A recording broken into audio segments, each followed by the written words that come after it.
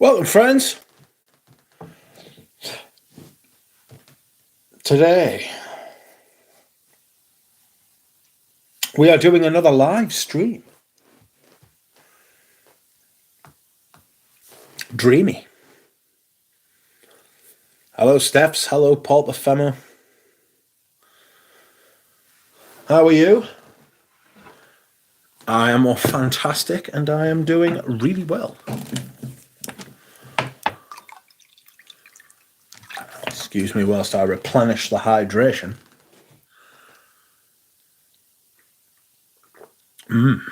Tasty. Tasty water. So, how are we? I hope we are well. Hello, Giro.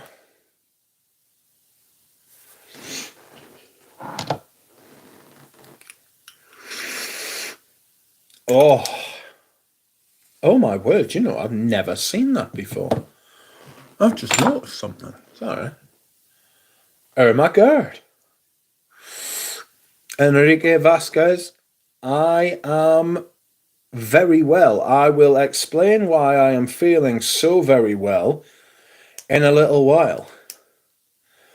But know this, I am feeling very well. Hello, Kitchy K. How are you? I hope you're feeling well. Steph's is wearing Au Givre, and he likes it a lot, and will buy a backup. Good grief. Kellogg's, says Pradeep. Yes, it's true. Kellogg's, or something like that. That's why I'm feeling so fantastic, and I do feel fantastic. Be left in no doubt. Probably feel the best I've felt in years, which is interesting. So I shall report to you all how and why. It's not like some kind of magic trick. It feels like magic, but it's not magic. And it's not perfume related, unfortunately, but it'd be cool if it was. Oh no! I've dropped a lid on the floor. Tell me what your perfume of the day is. Your scent of the day. When is your birthday, says Enrique? My birthday is on the 14th of October. October the 14th. 1-4. That is when I will be 38. How did that happen? I wore Le Sillage Blanc by Ducita today. A bit cooler here now. Let's say like English summer. It goes up to 28 Celsius during the day. That is a hot summer's day for England. That is a hot summer's day for England. The north of England especially. I am in Waitkenhaven, says Pradeep. Pop Femme was in Chalno, which is an absolutely sensational perfume.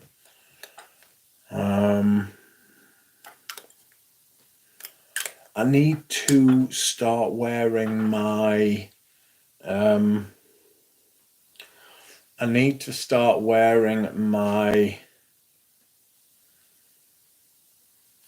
Etros more often, to be honest. I'm not wearing them often enough. Sensational house. If I don't start wearing them, I'm going to have to start selling them. I sold a perfume today. I did sell a perfume today, and the perfume that I sold today was and is Yoji Hom. It's a great bottle. It really is. I need to find an appropriate box for it, though, to put it in.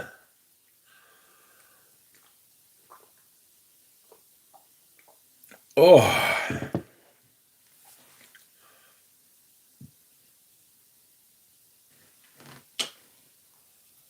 I need to start listing some other things I've got for sale too. You're younger than me. I was 38 in March.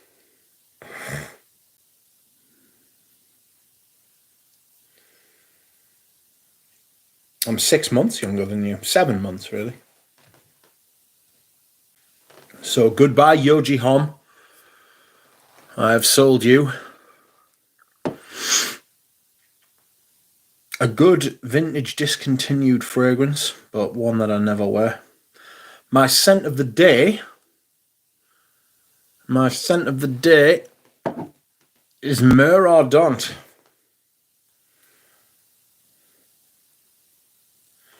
I had a chance to buy that, but didn't. Why did you sell it? Because I never wear it. Never wear Yoji Home, which is a shame because it's not a bad perfume. So I wanted to get it out there so that people would buy it, you know.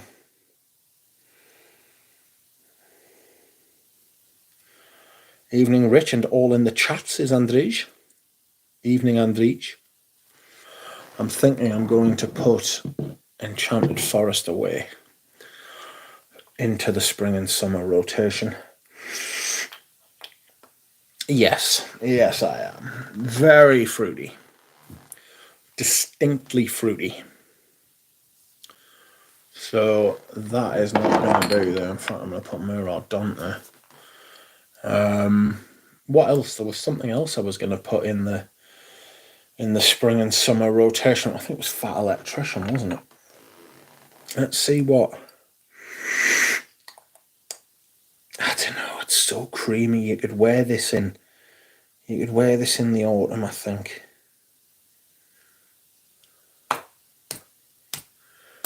What do you reckon? Should I put Fat Electrician into the autumn and winter rotation? I'm not sure. I'm not so sure, friends. You're younger than me. I don't feel younger than anyone. Yes, at some point in the stream, maybe it's after half an hour or 45 minutes, I'm going to tell you all why I feel so fantastic. What is your favourite perfume with a note of cinnamon? I'm not a big cinnamon lover, to be honest. Like, they're okay. But not massively massive on them. You know? So let's see. Where is my collection? I want to.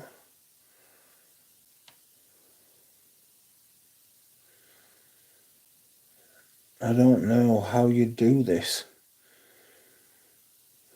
Frankincense, cedar, oak moss. There's no sort of.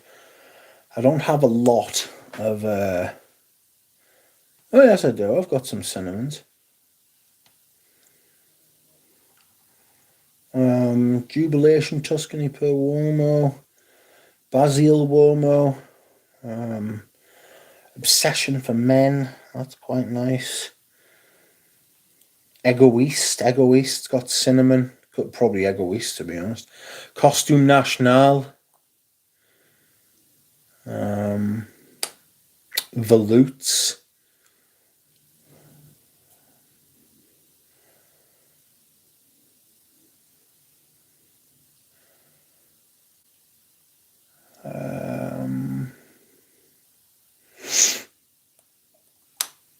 Giacomo de Giacomo.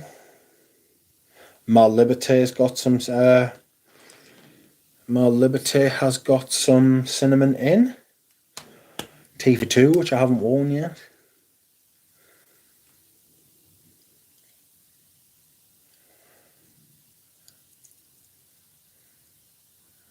Bois d'Assis. Not sure how I feel about Bois d'Assis.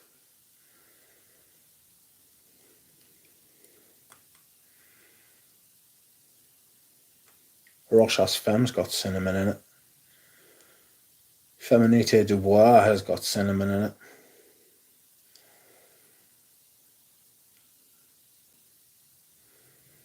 Hilfiger. Tommy Hilfiger. That's got cinnamon in. Would you believe that Koros has got cinnamon in? And so has Camel.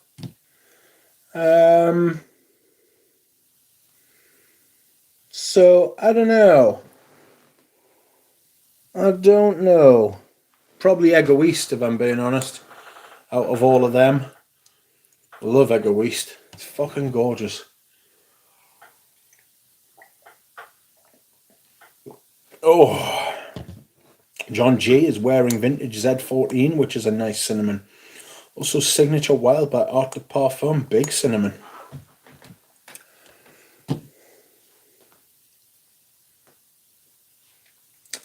Surge cinnamon. What? Amber Narguilé. Don't know that Amber Narguilé's got cinnamon in. Has it?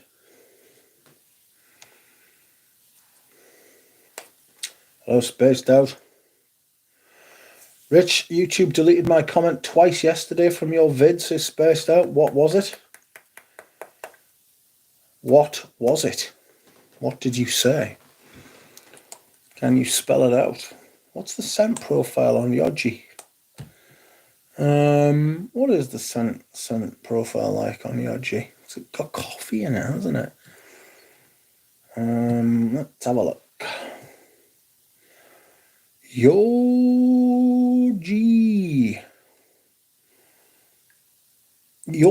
Ahom 99.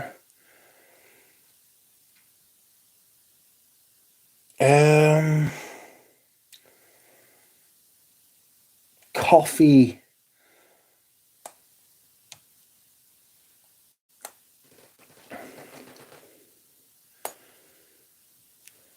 Licorice.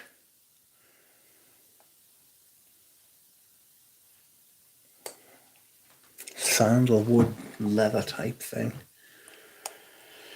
It's got some darkness, it's got some freshness, which is always quite interesting. This was a recommendation by Ramsey. Just never found its way. Just never found its way into my rotation, to be honest.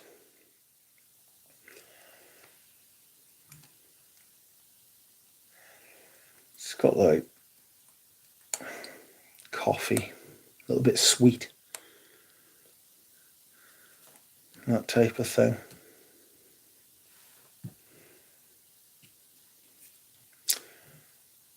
I told you that Violette Valenco 100ml was on eBay for $100, but now someone bought it already. Oh no. Scent of the Day Chanel 1957, I believe. This may be my next purchase, but those Chanel prices are horrid. Yes, the price of everything perfume-wise has gone through the roof, and there is no excuse for it, my friends. There's no excuse for it. Scent of the Day is Le GDT 2008 bottle. A wonderful, wonderful scent for a fall day. Amber Narguilé has a huge cinnamon duck. A cinnamon duck? 34 Boulevard Saint-Germain, EDT or EDP? EDT for me. I've smelled Balenciaga Pour Homme again today, and something in it made me think of oud wood. Apparently it's got oud in it, allegedly, but I don't know about that. I'm blending with coffee, says Peter. Hi, Myvu. How are you? Scent of the Day was appropriately Equipage, says Dev. Why is it appropriate that you were wearing Equipage? I just watched my Mickers asking Christo if he smoked crack for not liking Amber Narguilé. My Mickers. He was a big miss, isn't he? He's a big miss. I could do with my Mickers.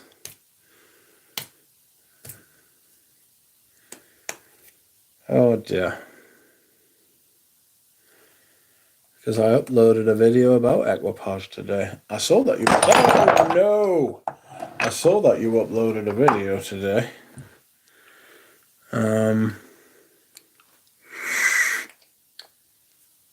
How are you feeling, Noir Peace? Noir Peace, how are you feeling? Noir Peace is alright. That's a vintage bottle. That's an older bottle, certainly. So... I don't know. I don't know how I feel about Noir piece as an older piece. I need to get in touch with that guy that owes us 80 quid. That's who I bought that off. The rascal. I sometimes see your comments on old videos when I rewatch them. I'm a huge old school reviewer. I watch a lot of good stuff from 2010 to 2013. Yes.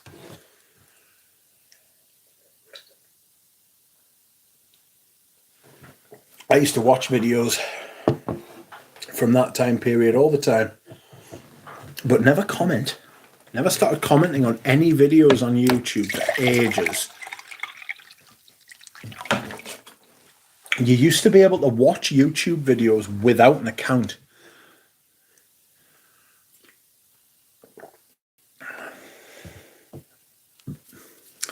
I sometimes see your... Oh, sorry, I've read that. I was in 3rd grade back in 2010. That is a frightening prospect. Richard's most viewed video is that damn commercial, says Dev. Yes, I think it is, actually. Now you mention it. I think it is. Never in all my life. You'd never get away with an advert like that now. Man crisps. All right. I used to really enjoy eating McCoys with, like drinking beer. Like I would drink beer and eat McCoys. Fantastic crisps to get drunk with. Oh dear.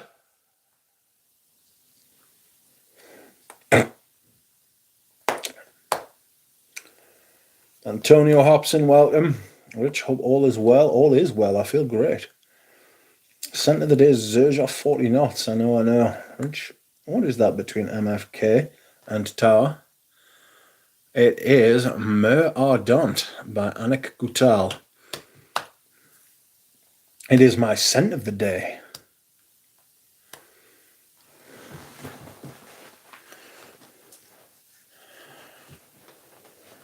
It is my scent of the day. It is myrrh. It is benzoin. It is ambery. It is sweet. It is beautiful.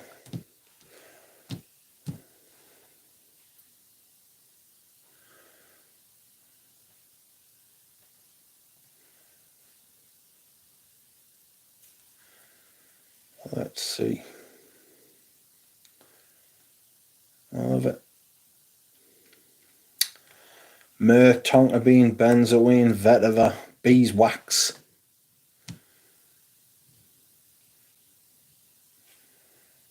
Beautiful perfume. Absolutely gorgeous. One of my favourites. What's going on here? Where's my collection? There it is. Oops. Oh, that's right. They changed the name from Anik Goutal to Goutal. They should have just left it as Anik Goutal. But I kind of understand. Meradant.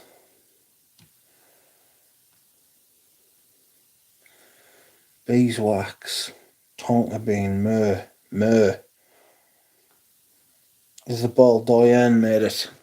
Fantastic perfumer is Isabelle Doyen. She made lots of the old Goutals. Very good. Very good perfume. Where is my... Sorry, I'm still getting used to how to use Perfume. So I'm trying to use Perfume almost exclusively now.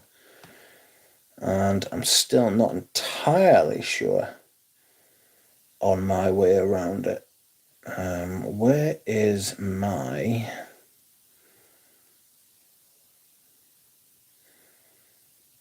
Where is my worn perfumes? I've never had that perfume. What the hell? I have...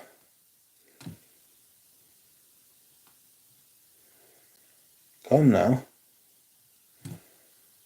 Hello Rich, hello Pat Lester. You are wearing Sycamore EDP. It's an amazing autumn fragrance. I'm looking forward to wearing the EDT. Very much so. Am I looking forward to wearing the EDT and see how it goes?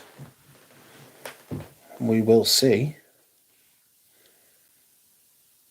Does anybody know on Perfume where you find what you have worn? Assistant. Tracker. There it is. Oh, that's right. It's up to date. I like that I can log my wear on Perfume. Yes, I like that as well. I like that as well. I like that you can do it on Fragrantica and Perfume. I've been meaning to try Dan's brand summer perfumes as of late. Anyone have any thoughts on it? I've never tried them. Too close to stoma for me.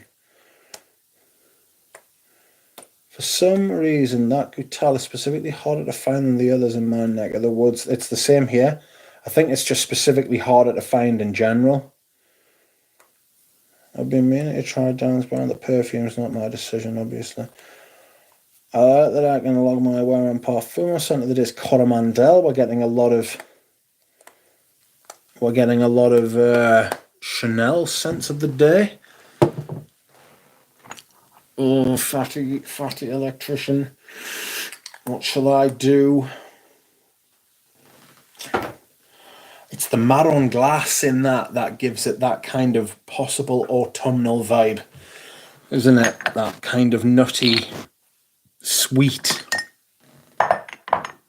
sort of thing going on with it. Maybe I've dropped a bollock there. Here you go there, my lord. Yes, you do. Yes, you do. I do have a little bit of news for you about why I feel fantastic and why I am doing really well. Excuse me whilst I hydrate. I will be getting to that anon. I will get to that maybe after the half hour, 45-minute mark. We'll see. We will see. So, excuse me. Hermes does citrus to perfection. Antonio says, have you done a video on Mur Ardente? No, I haven't. I'm going to wait to see. I'm going to wait to see how I develop with it, how it develops, you know. We'll see. Just need to spend more time with it, although you can see I've fucking used quite a bit of it, you know. Like, that was full. I didn't start wearing that until September. I mean, that's 3 wears. I put a lot on when I wear it because I love it. It's fantastic. It's one of my favourites, to be honest.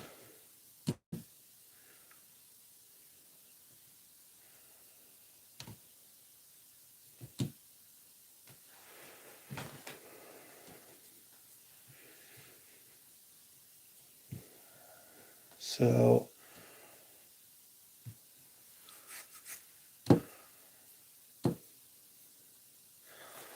evening all, evening Nick. How are you? How are you doing? I'm well.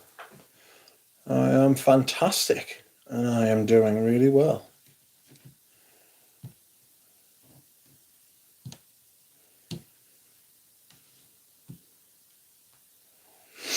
Still trying to sell the Cartier Les Îles Voyageurs Oud and Month.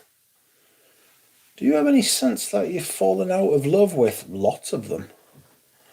Lots of them. I've sold loads of perfumes. Coros Eau de Sport, Although I was never a massive lover of that. Rich, what's the most what is the most feminine scent you're comfortable wearing? Samsara. Samsara is pretty feminine. I don't think Feminité Dubois is a particularly feminine fragrance. I mean, Opium. I wear Opium, like the classic Opium, you know, because it just smells like an amber. Um,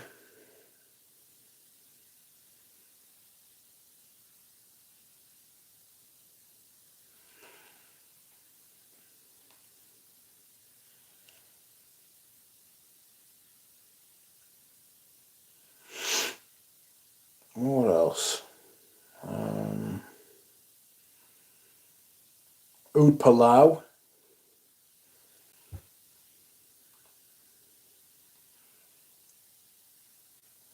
Um, Lots. Mediterranean Neroli by Xenia. Lots come and lots go, you know?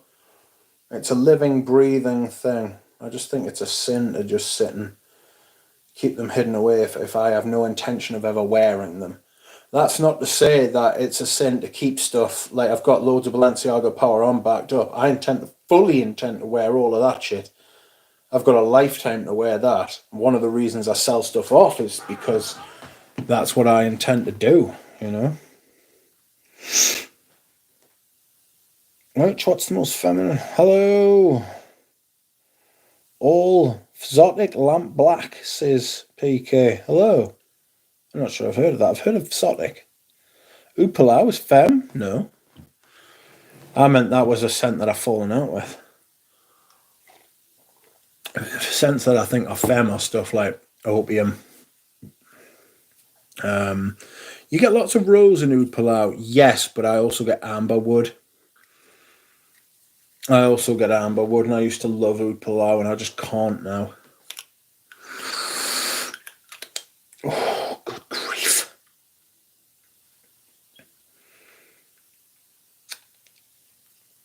Evening, Rich. Have you smelled Akkad by Lubar? Yes. The lovely Deva from Fragrance Bros sent me a sample, and it was very nice. I did actually really enjoy it. And you're right, it is labdanum. It's not labdanum. It's an ambery fragrance, and it's got labdanum in it as part of the amber accord. But I did like it. So yes, it's nice, but I wouldn't pay the prices of those Lubans. Those Lubans are insane prices these days. Good grief. That is bananas, you know?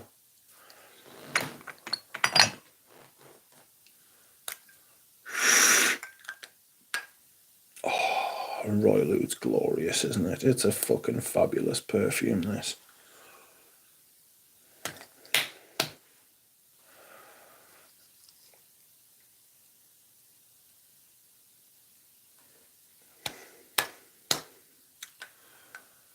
I got Idol for cheap, very nice. It's nice if you can get them in a nice price. If the price is nice, knock yourself out. Sorry, I'm just throwing my bottles around. There's a Byredo versus Diptyque thread with a poll started recently on base notes.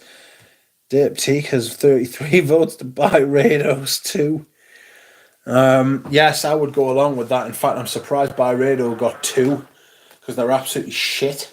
They're a proper bro brand, but like a certain type of bro. You know what I mean? A very, very, very certain type of bro. What likes a very certain type of bro likes Byredo. You know.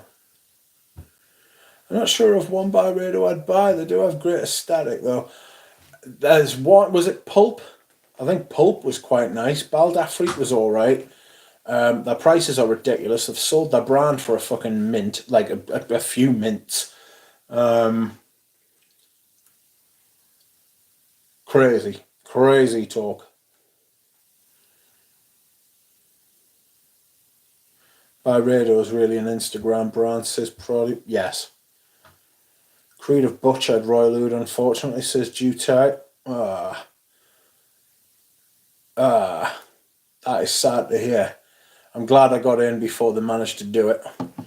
Soy Boy brand. Oh, sorry, I've nudged you around a bit. I didn't mean to nudge into you there. Sorry about that. 1996 is good. 1996 is part of the best decade in Western history. Well, recent Western history. For some reason, I always group Byredo with Le Labo. Yeah. The fragrances are a bit shit, if that's what you mean. I know that's what I mean.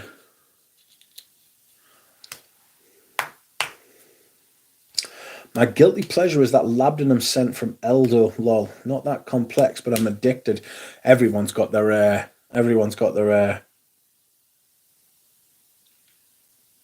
their guilty pleasure fragrances, haven't they?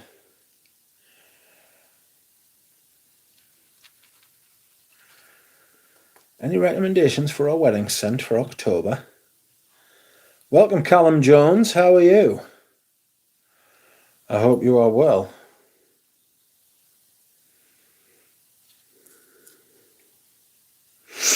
Wedding scents for October. I would go with an amber.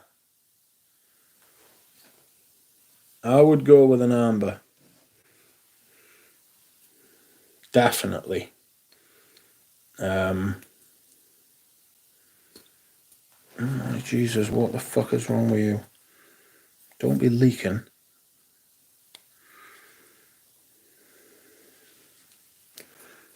Oh dear.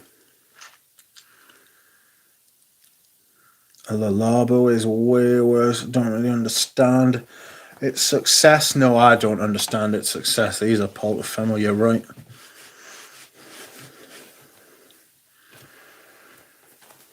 I don't understand its success in the slightest.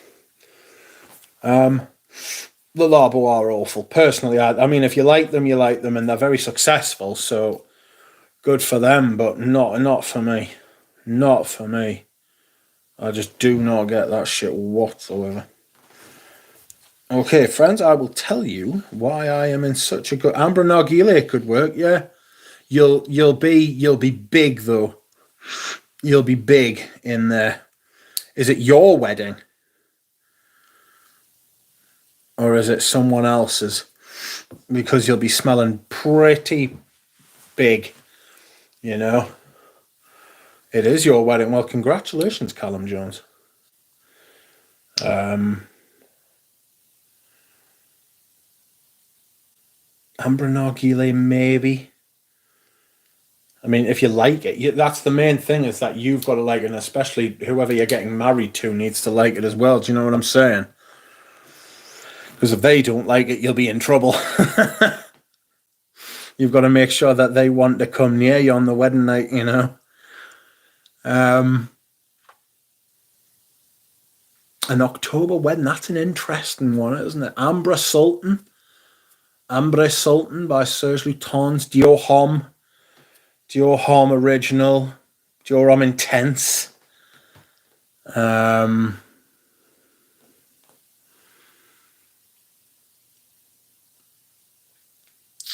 Ooh.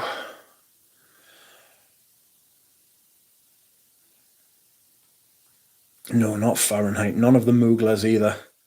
The answer should be Ambre Sultan. Yes, Ambre Sultan's a really good one, actually.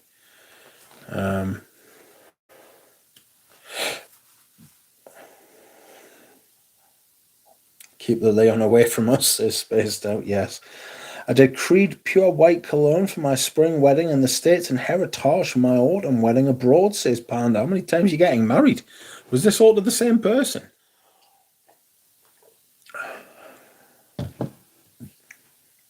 Good evening, Mohammed Al-Mutairi. How are you? I hope you are well. I hope you are prospering. I hope you are good. I am good. In fact, I'm fantastic. Yesterday, I went to see the rheumatology nurse, and she said to me, Mitch, It would appear that the medication you've been taking for the medication you've been taking for your ailments for the last couple of years has ceased to work. Stop taking it because it's pointless. We'll change it, we'll put you onto another one, and hopefully that works and better. But in the meantime, before you start to take this new medication, here's a steroid injection. Pull your pants down and I will put it in your arse cheek. And that is what she did, my friends, and I feel amazing. Yesterday I had a huge steroid injection in my left arse cheek and I have felt brilliant ever since. I highly recommend to you. Steroids. The problem with steroids is you can't take them all the time. But it's been about 2 or 3 years. It's been about 2 or 3 years since I had the last steroid injection. So she was like, yeah, it'll be alright if you have one now. So into my cheek it went, and it felt very strange. But I feel amazing. Absolutely brilliant, I feel. So that's good. That said, I've spent all day asleep. But not like the kind of sleep where you're like exhausted, you know? Excuse me. I just thought, fuck it. I'm a little bit tired, I'm going to sleep. And I had a massive nap all afternoon and now I feel fabulous again. I don't know, I can't explain it. Everything's just coming up rich Mitch at the minute. Or at least that's how it feels. It's about time. It's only going to last for about 3 or 4 weeks, but I'll take it, you know. So I am enjoying it right now. Greatly. Good for you and your cheeks, says Paul the Femo. Yes. Yes. Thank you.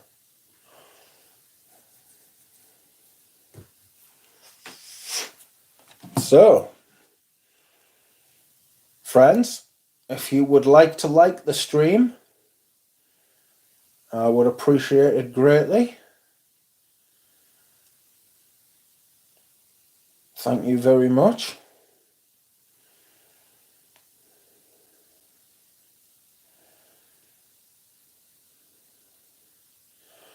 Did you get backups of it? No, they won't give you backups of it. They won't give you anything.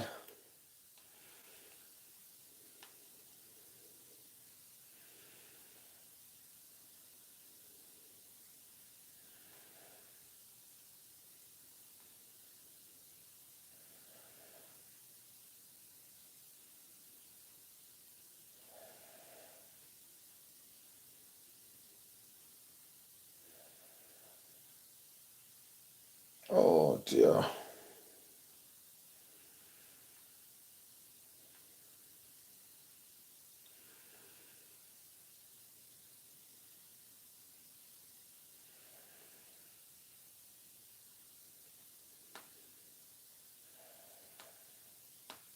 Oh shit. Excuse me 1 minute, friends. Sorry. I have pressed a button and knocked off YouTube.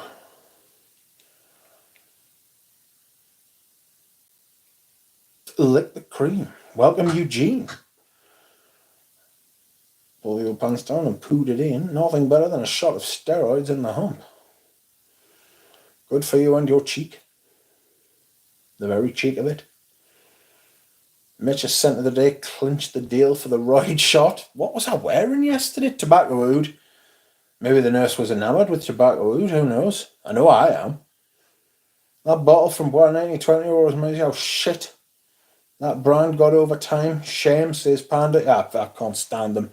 Horrible, horrible brand. Evil brand. Nasty. When they changed to the EDPs, they ruined their fragrances, especially Real Patchouli. They said they didn't reformulate it, but I am here to tell you, my nose says differently. Excuse me whilst I hydrate, friends. I did a video about what they did to me. Are the Chanel Les exclusives worth it at retail? Any masculines among them? There are more masculine leaning. Try Boy. Try Sycamore. Coromandel is like an ambery chocolatey sort of thing. I've got a bottle of Coromandel, but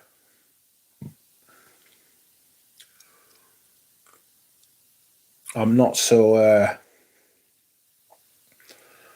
I don't think it's as good as Sycamore ADT. Dakeup's done a really good, Super Dakeup has done really good videos on the Chanel Les Exclusives collection. He's like a Chanel expert. Like, I would usually almost always defer to his greater wisdom on the old Chanel fragrances, Chanel everything, to be fair. I've said fragrances, but everything, you know.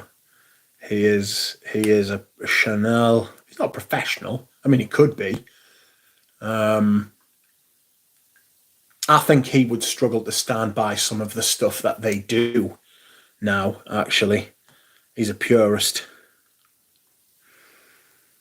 I saw my wife watching Super Dakeup on some Chanel purse topic. He's got a sensational Chanel collection. I don't just mean he's got all the perfumes, but he's got a sensational, like, Chanel, like across everything they do, you know. It's like there's nothing I could speak to him about Chanel. The only thing I could do would be to offer an opinion, you know. Hello, Dushan. Oh, yeah. Saw my wife watching Super Dakeup on some Chanel purse topic. I laughed because I knew of Dakeup only from fragrance. He did a really good top 10 list yesterday. His autumnal top fragrances. I think he has all the Chanel bags too. He's certainly got a lot of them, and he's got some vintage ones as well. I like listening to him talk about the aesthetic, the design aesthetic, and the history of the brand.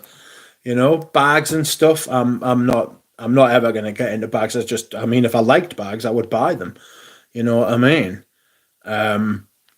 But it's just not my thing at all. Like, so, but I like listening to like the theory behind it, you know, and the history behind it. I find that really interesting. Their price increases are ridiculous, even among all the other brands. Yeah, it's 10% religiously, 10% once or twice a year.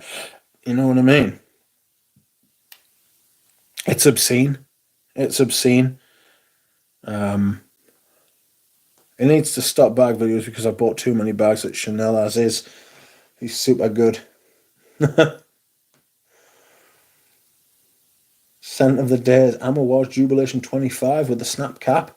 Says Dushan. Chanel Couture is good. Bags do not do much.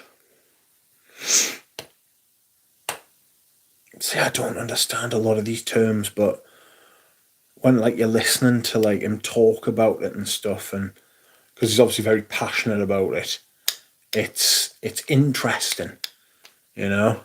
It's really interesting. It's fun. Like, I feel like I'm learning something. I feel like I'm getting smarter. Or I feel like I'm hanging out with someone who's smart. Do you know what I mean? And I bask in the reflective glory. I'm like, yes, yes. He knows what he's talking about, and I'm with him. So, by extension, I know what I'm talking about as well. Don't ask too many questions, though. Oh, I tried Reflection 45 before I got my nose on the OG. Do you think the OG holds up? Got to be honest, my view, I am not a massive Amouage fan. You won't get much out of me about Amouage. I've got Diamant and I've got Jubilation 25, which is, whoa, what a fragrance that is.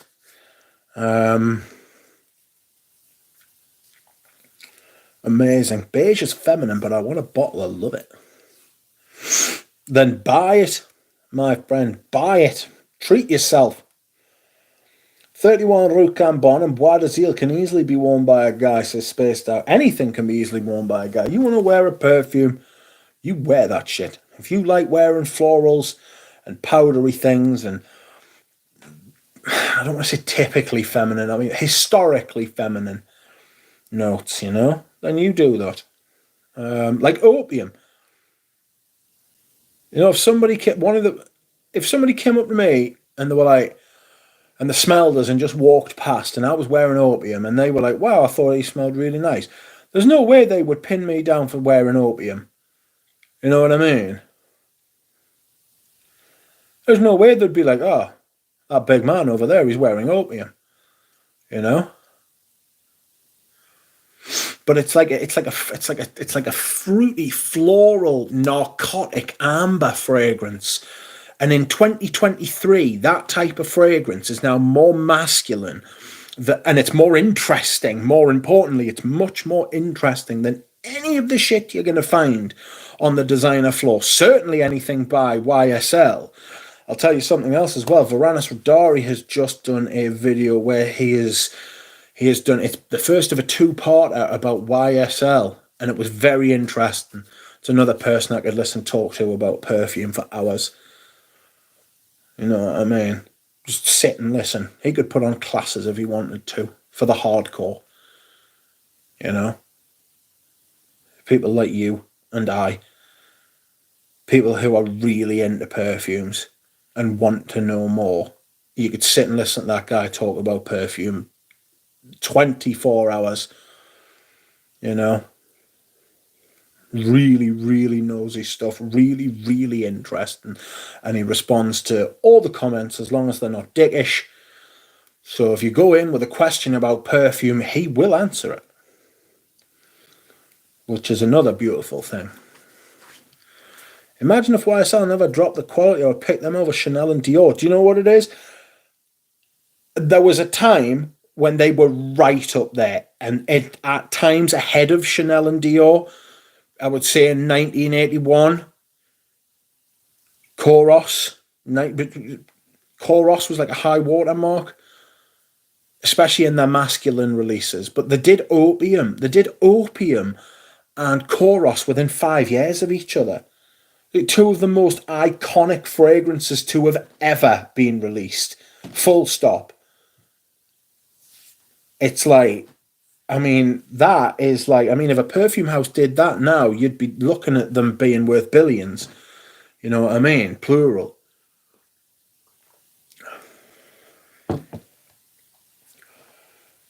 So, I mean, if we look, Opium came out in 1977. Koros came out in 1981, within 4 years of each other. Two of the most popular, two of the most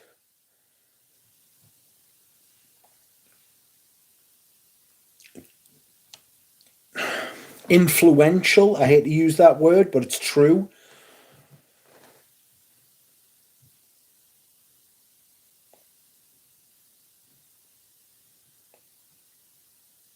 Like,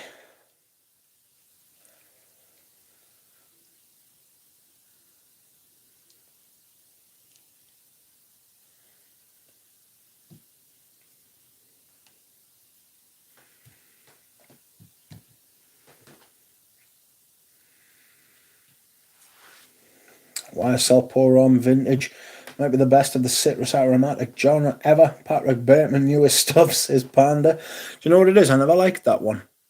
There's something in that gives me, that just puts me off. I don't know what it is. There is like an unknown quantity in that fragrance that I just don't like. My view, if you like chic, I tried Jubilation 25 for women. I love Reflection 45. Like, my brain just shut it down the first time I sniffed it. The kind of experience as a keeper. I've also thought it was YSL as the way to try a huge diversity of styles affordably. Yes. I think Tom Ford kept up the YSL pace. What came under his leadership was also amazing, but the public did not appreciate. I would agree. M7 bombed like you wouldn't fucking believe, which is tragic because it's amazing. It's genuinely one of my favourite fragrances, M7. One of my favourite designer fragrances, and Mur Dont is very much along those lines.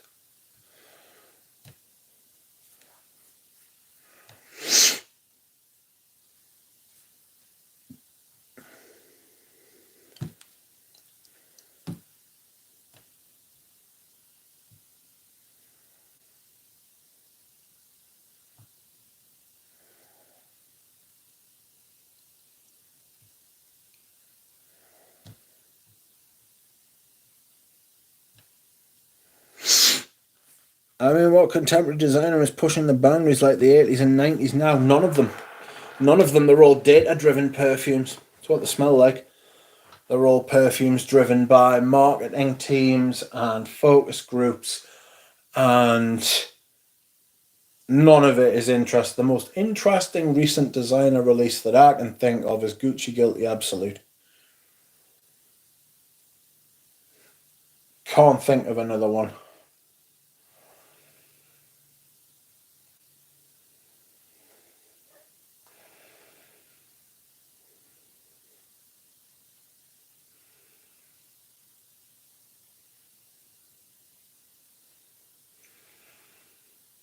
Where are we? I need to send message.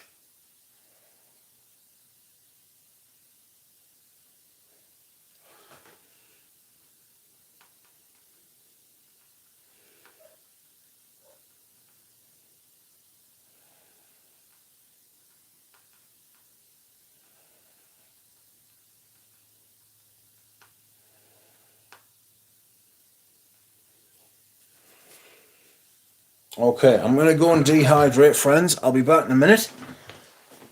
Please bear with.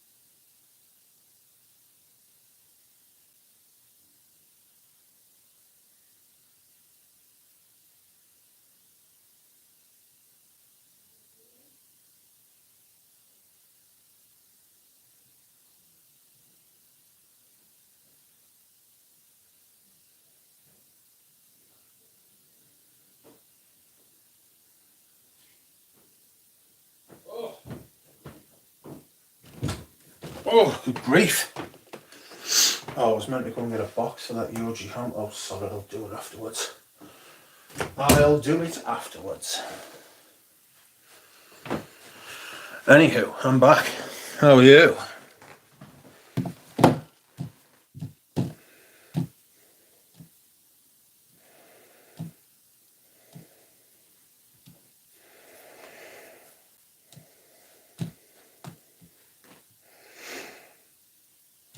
Let's see. What have people been saying? I see a lot of people left while I was away. That is not usually how it works.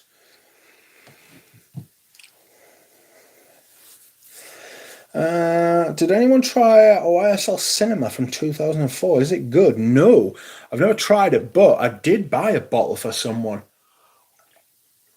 who lived in France, who lives in France now. And he was, and then he came back over to this country. And he was like, will you keep a hold of that bottle for us? I was like, yeah, no problem. I was talking to Ramsey and Jonathan about this yesterday. It's amazing. It's one of the things that makes this, like, the real fragrance community, like, so great, is that people are more than willing to do things for other people just out the goodness of their heart. You know?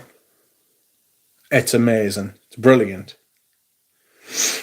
Great question. Is there a designer that is even doing original stuff now, let alone pushing boundaries? Everything seems Sephora shelf margin maximizing work. No, there is not a designer that's doing original stuff now.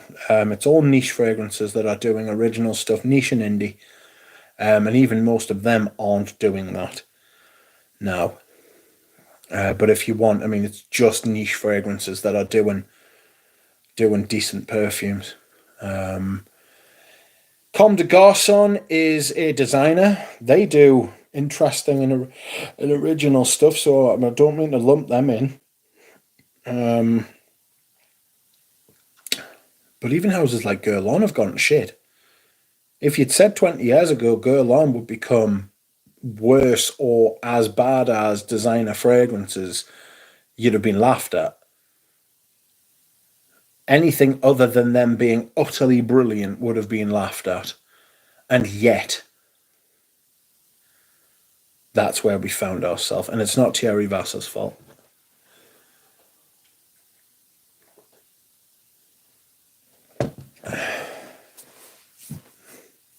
All created for maximum mass appeal, absolutely. Speaking of M7 and differences between the red bottle and the cube one, like one only have the cube, like one of the black plastic wrap. Sorry, I don't understand that. Aren't niche houses just doing the same thing now? Even niche releases seem to be more geared towards margin and sales. Yep, loads of them are doing that. That Gucci is 6 years old now. It's unbelievable, that, isn't it? Dear me. You know when people say the kids grow up so fast? You know what I mean? It's like Gucci Guilty Absolutes just like woof, taken off, left us behind. I think at least the possibilities with niche and indies are bigger. Also, Tom Ford is pushing the resinous fries, which at least is attempting to move past the clean minimalistic trend. Yeah. For fuck's sake, let's just get over oud.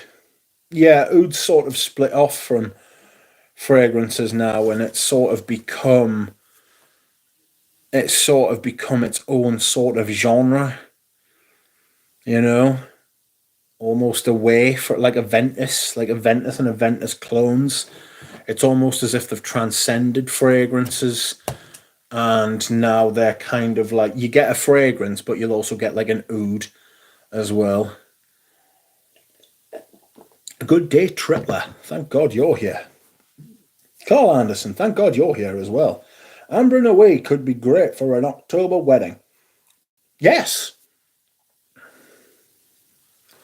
Yes, I would agree. It could be great for an October wedding. Don't know about the newer formulations though, says Carl. Yeah, I'm not entirely sure about the newest formulations either.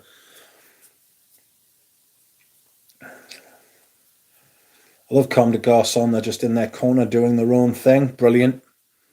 Brilliant. Head down, blinkers on, just go.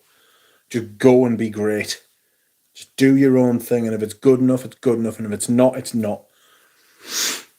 You know?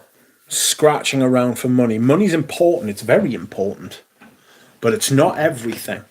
And people who put too much stock by money die sad and alone and unhappy. You know? Money is important, but it will fuck you up if you're not careful.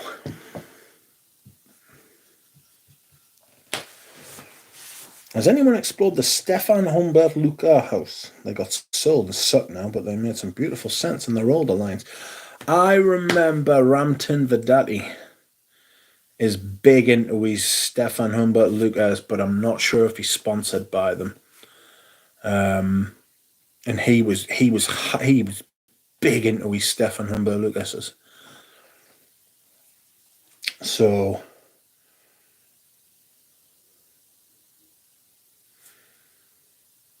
I haven't checked in a while because I just became a father. Congratulations, Fridolin Achten.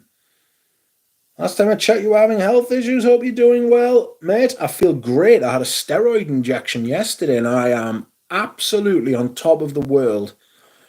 I feel as good as I've felt in years. I feel better now that you've had a child. Now that I've heard that you've had a child. Congratulations to you. Takes a lot of digging around than it used to, Nick. Yeah. First fall rain reached for vintage Chergui and it was delightful, says Triple. I intend to wear a Serge Luton. I'm going to try and wear a Serge Luton every week this year. I'm going to try and wear a Serge Luton every week. Headless Sense. How are you doing? Well, apart from the headlessness. I hope you're well. I have to say, the one thing that scared me from Fragcom at first was the pics of like 10 bottles of Aventus laying around the floor. Those people are not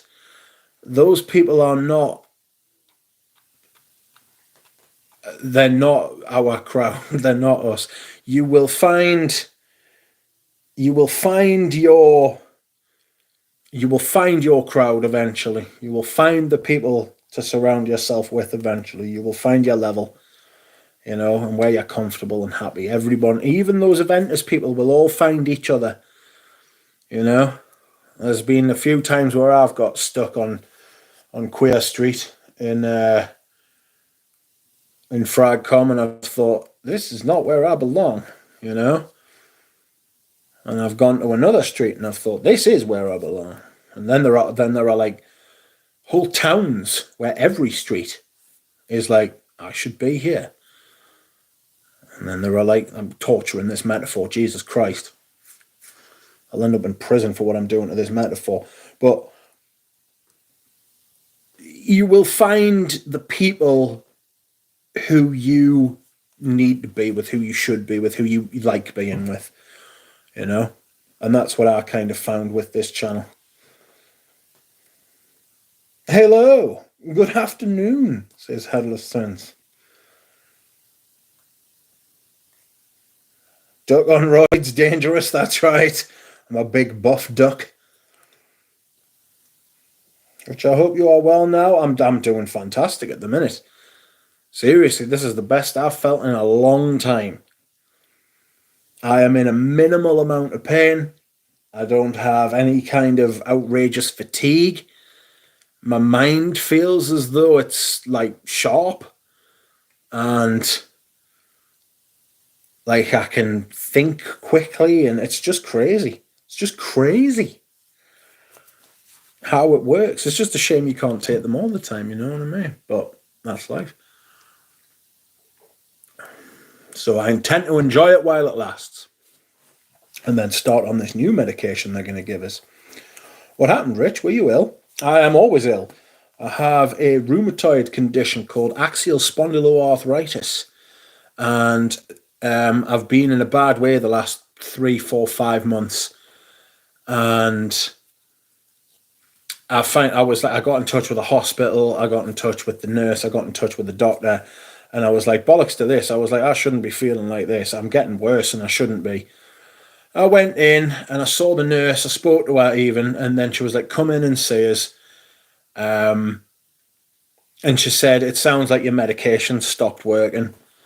So I would like you to I would like you to come off your medication, and then you have to stay off it for a month and then start a new one. So she was like, I'm going to put you on a new medication. And I was like, brilliant, fantastic. She was like, these things do happen sometimes.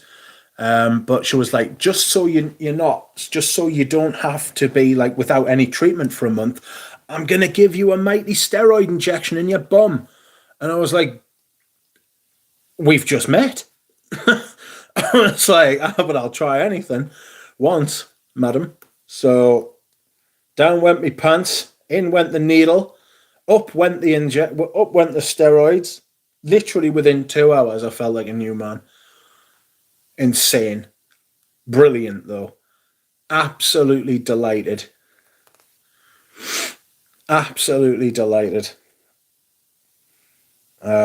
She also took blood from us, so it was coming out my arm and it was going into my bum cheek. You know? Crazy. Crazy. Good to hear Duck being concerned. Try not to be concerned, but I appreciate it. I appreciate it.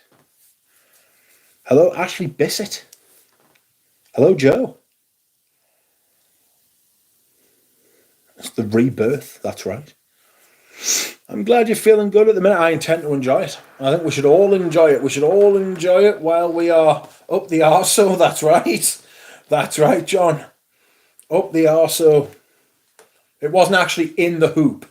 It was in the cheek, in the muscle, because they've got to inject it into a big muscle, you know, like your thigh, or something like that.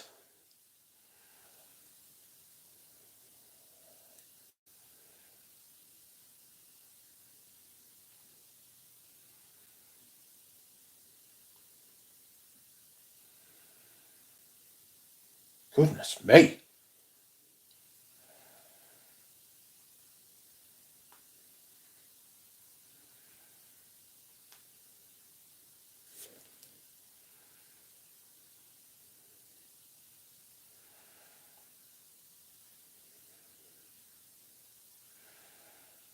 Sorry, I've just seen a very disturbing news article which Richie G has just sent us talking about. Oh, I'm not going to say what you're fucking talking about, but because it's pretty dark that. But there is a man. I barely scarcely call him a man called Adam Britton. A British crocodile expert admits to sexually abusing dogs. What the fuck? I hope prison is one of the worst things that ever happens to him. I hope the prisoners get ahead of him. And yikes. That is so dark. That is so fucking awful. I wish you wellness in the world, my friend. Thank you, Mohammed. I wish you wellness in the world. All the wellness in the world. Intramuscular injections are definitely a pain in the ass. I'll tell you what. This injection was absolutely sensational. Fiddling with crocodiles not easy, says Trip. That's a risky game. Obviously playing for high stakes.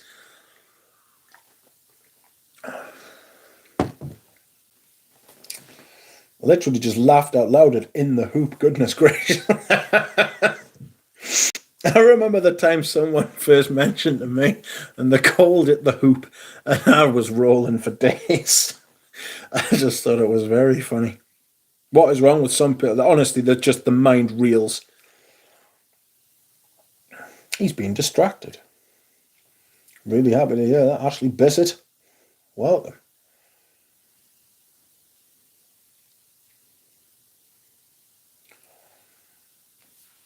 Intramuscular injections are definitely a pain in the ass. Wow, that's horrific, says Friedland. It's just a fiddle. What is wrong with people? Got my samples today for the new Mall, new Memo, and new Red Tobacco. Excitement level 0. Oh no. That's kind of what we were saying about niche before. Niche is like this kind of sometimes maybe good, sometimes maybe shit. You know? Like sometimes niche produces stuff like the Miradon. I mean, you're not going to get any sense out of me about Miradon. I'm absolutely in love. Sometimes it's going to produce stuff like, I don't know, Strange Love's Melt My Heart, which is, I think, is gorgeous. Fabulous perfume. The prices are fucking scandalous. Like, I don't want to, I mean, this is like a 15 mil and I paid 100 quid for that. It's fucking outrageous. But, and that was cheap compared to what they are now.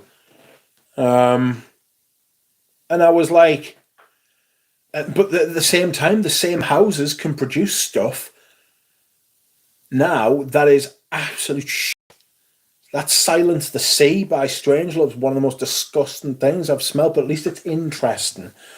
But some niche houses are producing things now that smell like bad designer perfumes.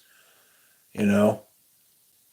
There's so much bad perfume knocking about. That Liquids house is a weird one, says my view. I haven't tried the Liquids. I'm waiting for samples from a French house. Honor Payan. Anyone experienced them? Not personally. Wearing Mysterious Ghoulie. Yet another Duchefort gem. Mysterious. Legoist's always wearing things I've never heard of, which is interesting. That's like, I was watching Ramsey the other day and he was like, there's so many perfumes. Like, it doesn't matter how much you've discovered. It doesn't matter how much you've tried. It doesn't matter how much. It's like, it's almost as if sometimes like you can just like pull something out your arse and just be like, ta-da, here's a new perfume that I've tried and I love it. And everyone's like, there's people with like decades of experience and they're like, fuck, no, I've never heard of that. Do you know what I mean? And it's amazing. It's a brilliant, it's one of the best things about the fragrance community. It's absolutely amazing. It's brilliant. There's so much out there. But there's so much shit. All the stuff that's easy to get is crap. You've really got to work for your dinner as far as like good modern perfume's concerned. It's one of the reasons I keep doing the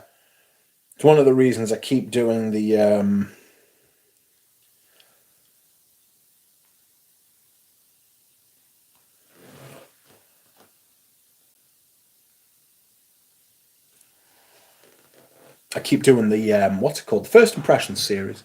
Trying to find modern stuff that I like. And every once in a while you get one. You know? Got Fat Electrician and Enchanted Forest, yeah. Modern perfume, but I mean less modern, those two. I mean, they're not brand new, but you know what I mean? That's not shit. That's like interesting, you know? I was disappointed by the new Kerosene, I must admit. Followed. I love the original Follow. Beautiful thing. Followed, not so much.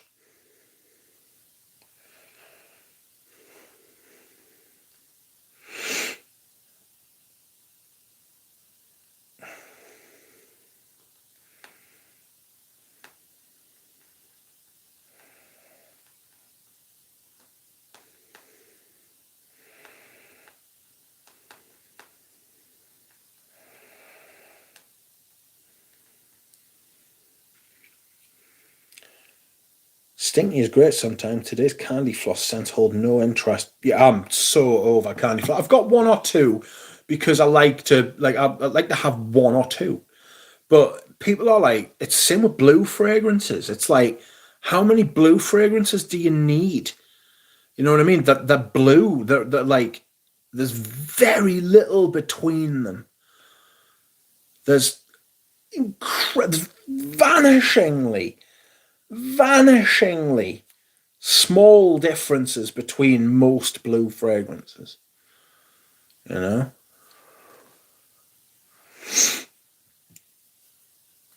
Too much shit recently, says Divine. Brands with the best hit rates so far this year are Electimus and Zerjoff. Thameen, MFK, and BDK were average. Most others suck. I would. Dog is barking hard outside. There's like. There's like. It's not just most other like houses suck. It's like 99% of perfume that gets released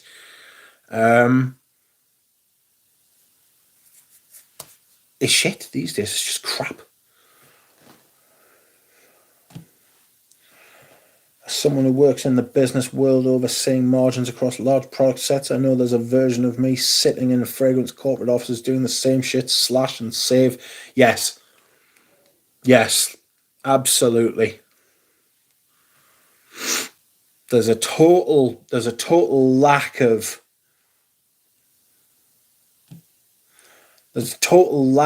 like artistic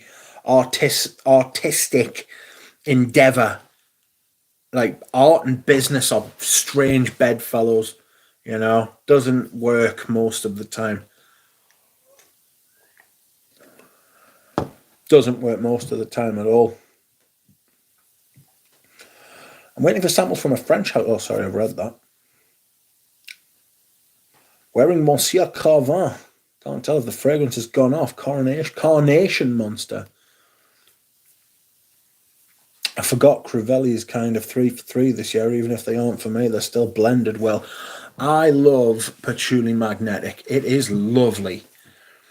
Love might be too strong, actually. I really enjoy Patchouli Magnetic, though. Iris Malakan was absolutely appalling. It pulled a fucking Sultan Vetiver on us. The opening was immense. Loved it. Fabulous. Beautiful. After what? Half an hour? Amber Woods. Droning amber woods was like smelling white noise. I had such a pleasant experience with the newer Riche Classics, says Friedland Acton. I thought they are not for everybody, but I think each scent was a hit. As long as you like them, that's the main thing. I can't get into a Riche, says Divine. Too much blind buy, and they seldom do samples. The thing is that they do samples, but it's like... They're not an easy brand to buy from, are they? There's like scalpers and flippers. There's people who just buy them and then put them up for sale straight away at like increased rates. Bastards. Are you a patcho, Rich? I most certainly am. Absolutely I am. Love patchouli. Would you say that Noir Anthracite was another good release like Gucci Absolute? Yes, absolutely I would. Fragrance Profile, welcome to you. How are you doing? Absolutely I would say that. I love patchouli. Beautiful thing. Sorry, I've lost my place. After that comment earlier, follow through might be right up your alley. So when you follow through, there's nothing up your alley, is there? I think Burger Mask is disgusting, but I can't stop wanting to put it on. Yeah, I've had fragrances like that. I've had fragrances where I thought, yes, I hate this. Let's spray some on.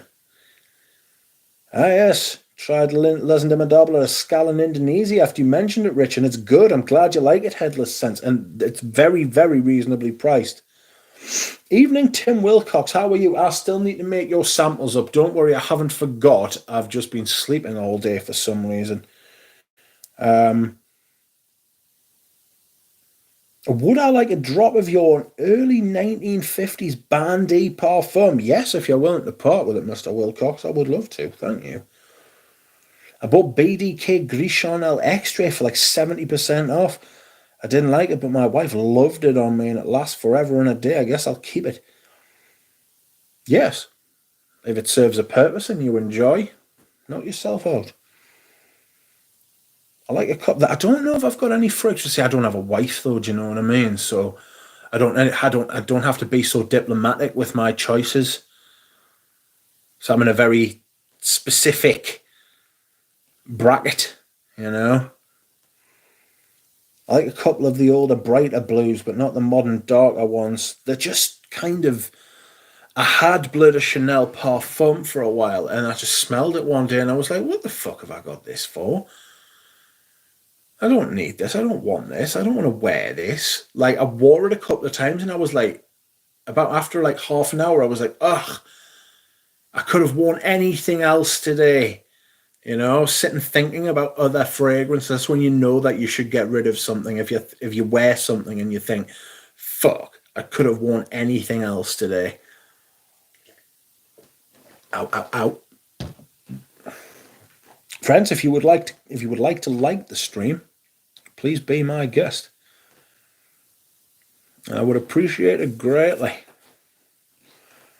I like a couple of the... Oh, sorry, I've read that. Feels like a refreshing, unsweetened, chilled lemonade bath after coming out of the ocean. That's not a bad call, actually. It's not a bad call at all.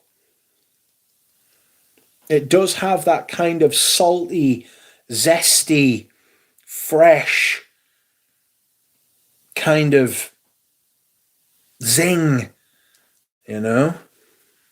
Did you sample Healy's Hippie Rose? Not yet, but I intend. If you go on his website, you can order samples of everything, but you've got to order them separately. There's no discount if you want to buy a full set. So I'm just bringing myself to the real. It's the same with the Neela Vermeers. I'm going to buy Neela Vermeer. They're at St. Celia at the minute. So I'm going to buy a sample set from her. I'm glad I didn't buy them off their website like I was going to, because they're considerably cheaper on her website. I think at least it's the mainstream one. So many smaller houses doing weird shit I love, says my view. That was my number one release for 2022 and my most worn in 2022, says Divine.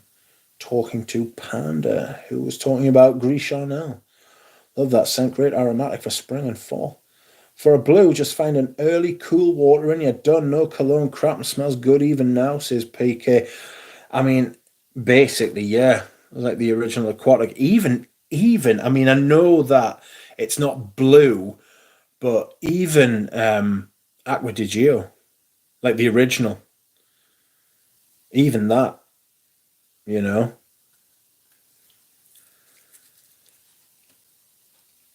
Paul the Femo Iris Malacan makes me feel suffocated. Is that how far back I am? Goodness me. I was lucky enough to have smelled all the scents predecessors, otherwise I would not have bought it. No samples for the classics, unfortunately. Hello, Fragrance Profile. If anyone likes the note of mastic, I would highly, highly recommend sampling Dorian's Fougere by Darren Allen. Somebody sent me some Darren Allens. I think it was your friend and mine. Oh my God, I forgot his name. Michael Harness. Sorry, Michael. It was Michael Harness sent me some Darren Allens, and they're up there. So I'm going to try them at some point as well. Oof, Bandy smells like an elderly, overworked dominatrix with bad hygiene passed out in a butcher's. Goodness me. What a brilliant description of a fragrance. The scalping and scamming with a Riche fragrance is absolutely insane. I hate it destroys the whole experience. I totally agree.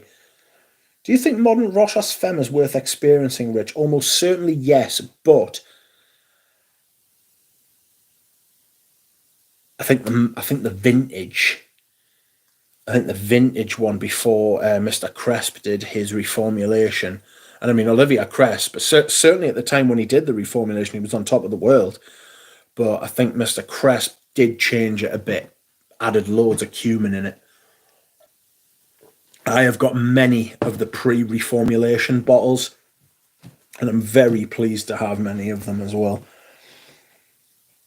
A better name than Patchouk. Bleu de Chanel Parfum's the only blue scent I still own. Paolo Gomez, good evening to you. How are you, mate? You try Parfum de Nicolas Patchouli Intense and find it to be an interesting green take on patchouli, says PK. Did you sample Healy's Hippie Rose? I think I've read that. I quite like Guy La Roche Horizon, says Nick. Guy La Roche. Dracar Noir. Headless Scent, thank you. I appreciate you coming. I hope you find your head. Can I say that no one does samples better than Anuj? He sent me Nautica competition and it brought me immediately back to high school. I might even buy it from him. That's a good reason to send out samples. That's what samples are for.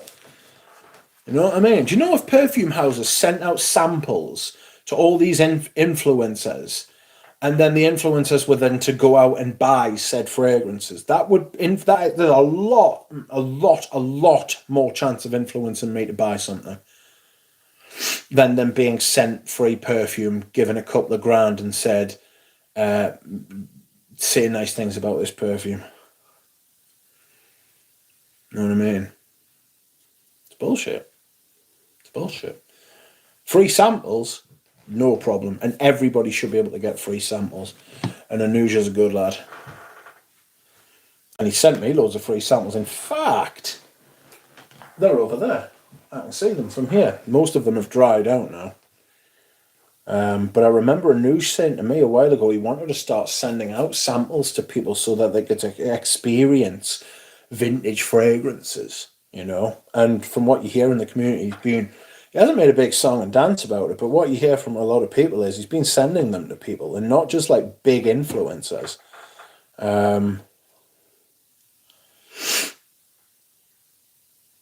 Not just big influencers. He's been sending them to loads of people, you know. I think your bounty description may cause me to sell my bottles, says Tripler. I'll never smell the same. I just don't want it to remind me of my mother, Nick. Good grief. That's why we love you, Rich. Never sell your soul. No problem. Cheers, Dushan. You intend to try the new Louis Vuitton Myriad? Quite the pyramid. Looks like a rose oud with cocoa, musk, and saffron. Ugh. Rose oud, saffron. I fear it's been done to death. I fear it's been done to death.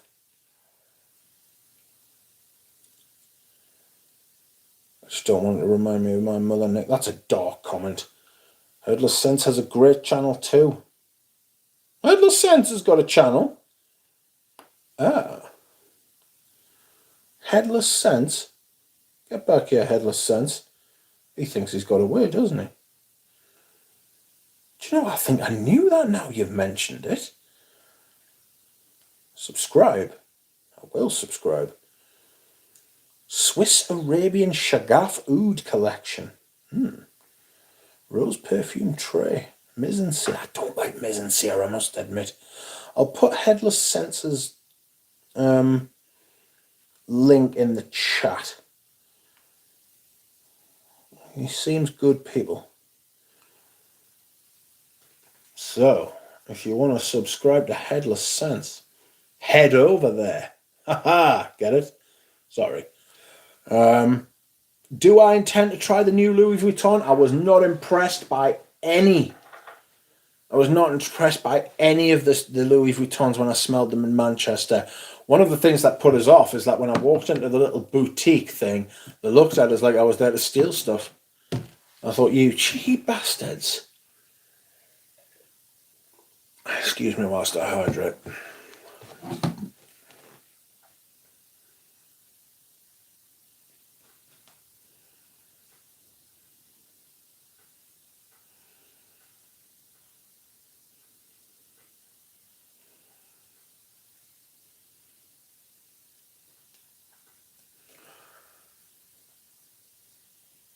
Lots of LV scents are blended very well. It's Jacques Cavalier, isn't it? Jacques Cavalier.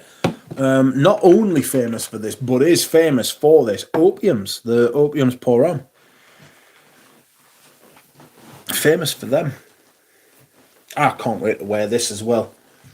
It needs to get a little bit darker, though. It's still only September. Oh. It definitely has that narcotic... I don't want to say nauseous, but almost like, do you know when you eat too much like rich or sweet food? It's got that kind of thing to it, that kind of, like you've had too much sugar. I want to try the OG Lamal. You'd have to try that out in the desert somewhere, you know, like a nuclear testing range or something. Thoughts on Aramis Duck? I'm a big fan. That injection has gone straight to your head. Yes, they injected it straight into my brain.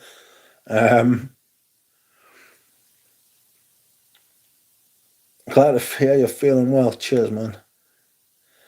I kid, my mother smells of Hermes Kalesh Parfum and I keep her stocked with it. She's the loveliest. Happy days. I'm glad you could share these perfumes with your mother. But I feel like if I'd never smelt any of them, my life would still be damned. Yeah.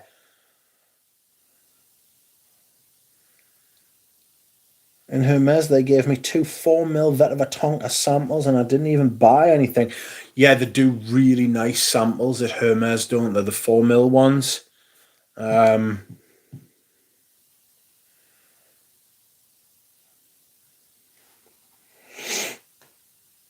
I've never received colder, crappier service than from Louis Vuitton boutique workers. For some reason, they look at you like, what the fuck are you doing here? Fucking useless. I'm like, hang on a minute, you're like the fucking, like, the end fucking point of the service. You're not that great. Like, you just, like, your bottom of the tail, you cheeky bastards.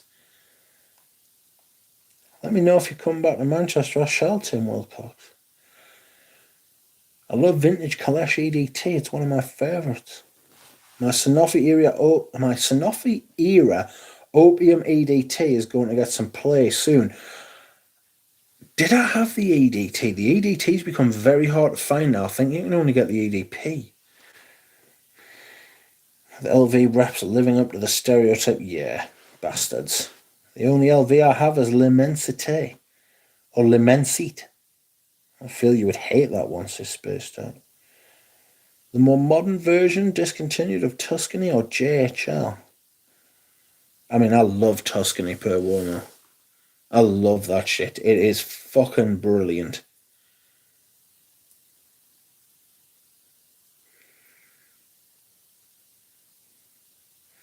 A modern perfume you can buy right now is Bellamy Vetter. I love it. Is it not discontinued?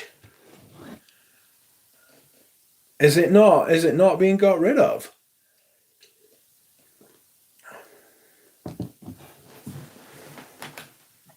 I'd love a 4 ml of Hermes Ambre Narguilé, but they go for silly money. Have you ever smelled it before, though? You still haven't sampled it. Literally the next comment. I wish I could send you some. Anyone have any opinions on how current versus vintage Santos de Cartier compare? Smelled the modern formulation. It seems amazing to me. I might bite the bullet and get it. Yeah, it's really good. It's still really good. I've got the careful. I've got the vintage here, and I love it.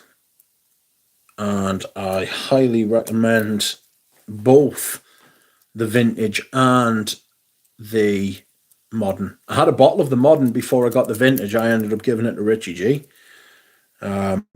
Beautiful perfume. Absolutely. A little bit creamy. It's suave.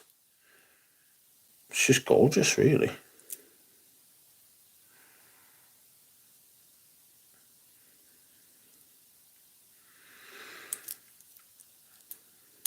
Thoughts on White Diamonds, anyone? I know Lanier Smith. He had a brilliant video on White Diamonds en Rouge. I would imagine he's got a video on White Diamonds as well, though. Tuscany per Uomo is a more suave version of Amazon Pour Azaro Pour On, says Paulo. Strong geranium notes, says Nick. Ambre Narguilé is nice, but very limited wearability. I mean, it's like that. It's that 3 or 4 month period, isn't it? Like October, November, December, January.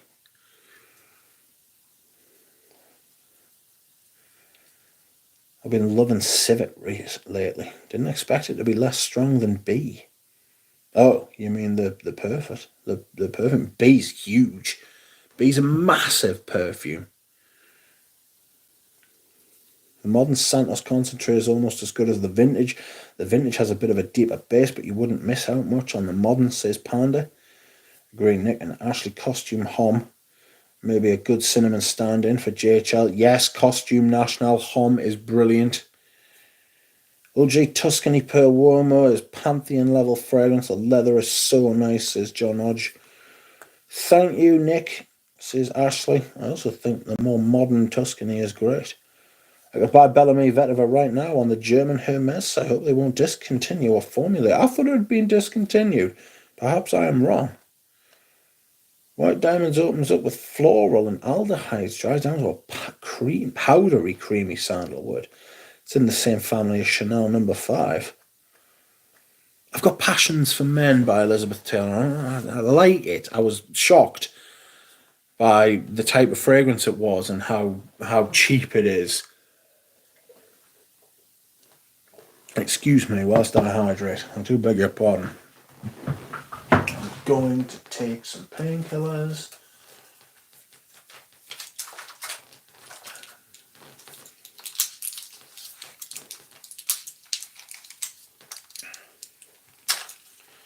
What do we have?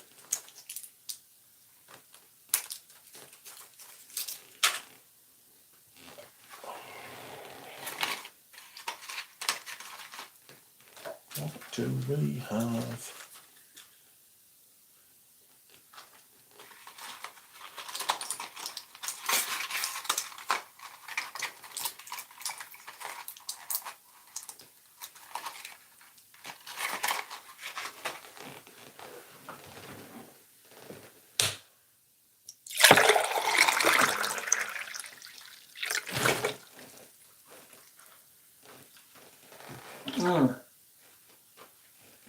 Excuse me.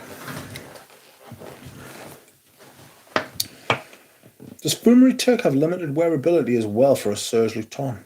I mean, most Serge Lutons have limited wearability. They're very strange, but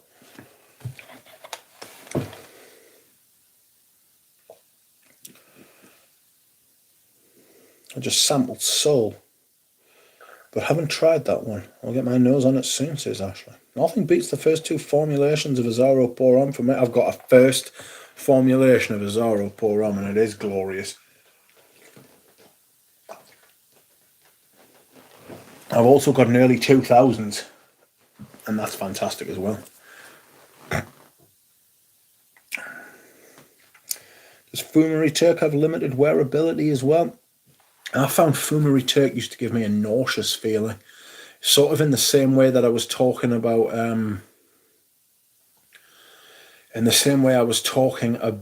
Opium Pour Homme giving me a kind of a nauseous kind of feeling, but a lot stronger with the Fumery Turk, the modern one in the Graziel bottle anyway.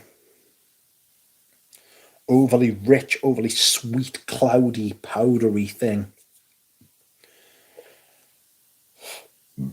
Pardon me. I may be in the minority, but I think Equipage Geranium is twice the fragrance of Bellamy Vetiver. Paid $2. $2 for Giorgio Beverly Hills Special Reserve or whatever it's called. Great price. You paid $2. I've got that Special Reserve VIP. It's at the back. That's a big patchouli fragrance as well, I can tell you. Lord. That is a fat patch. Bee is fantastic. Not a bee, but a whole hive, says Tim Wilcox. Lately I'm on a L'Homme Sport Edition Blanche kick. Oh, Extreme Edition Blanche kick, says Spaced Out. Costumes 21 is great too. So cozy. Such an under-the-radar affordable house, says My Vu. Equipage Geranium is truly lovely, says Ashley Bissett. Excuse me. Oh. Costume National Parfum is great, says Paula. That's crazy, John. Well done. It is crazy. That's a lot of perfume for $2. Scent intense as well, says Paula. Costume National Homme Parfum. You would like Passion for Women more, Duck, says Justin. That's interesting. B is exactly like the drawing on the box. I usually dislike honey, but B is borderline animalic, which makes it work so well. The perfume store by my house has no idea what they have. They can't get rid of their old stock. Oh, Justin. You know just what to say. Talk dirty to us. That sounds amazing. I wish I had a perfume store near me that had no idea what they had. Oh, it really has got that sweet, sticky jelly thing going on, doesn't it? You know the royal jelly. And I don't know that I am ready for this jelly.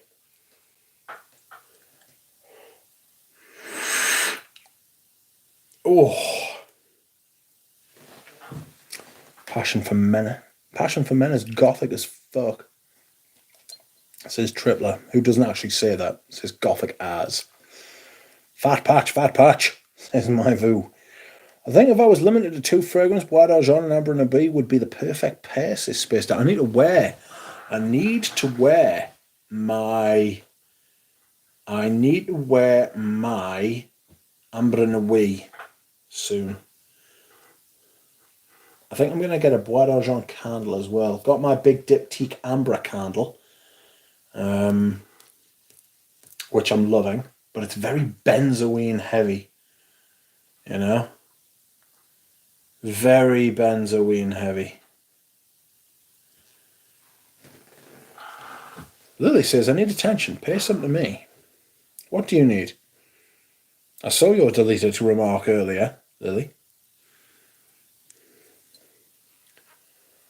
I was in Aruba and the grocery stores had weird old stock like 2015 Dior Homme Intense and 2012 Dior Eau Sauvage Parfum, both under retail, and the salespeople tried to push me to the new ones. I hope you went and picked up all the bottles of the old ones.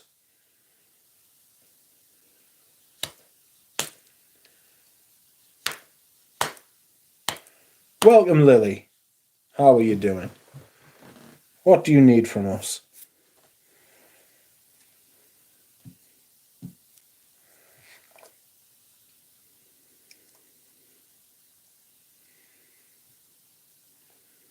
Lily has a short. No, she doesn't.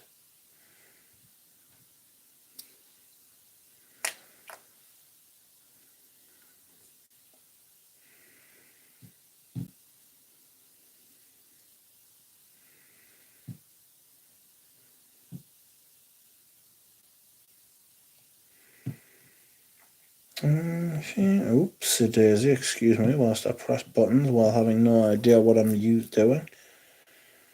My diptyque patchouli candle is annoying me because it's throwing the scent far without it being lit. Yes. Some of the candles you get now absolutely stink to high heaven without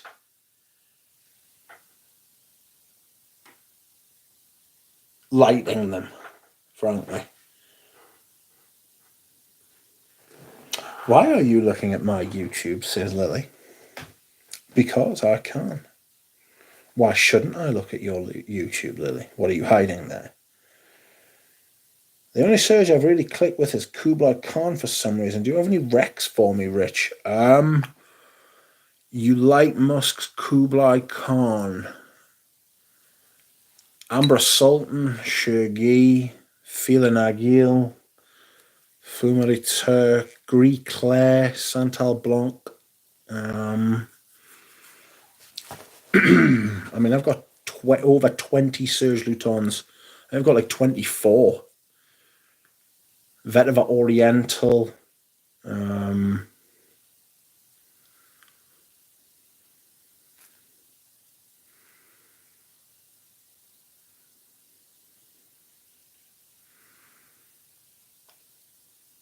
What else?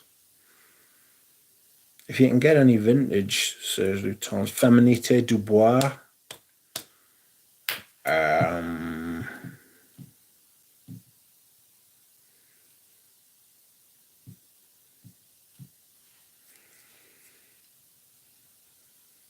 Oh, how was the tinfoiled candle? Fantastic. The only surge of really close, sorry. Duck.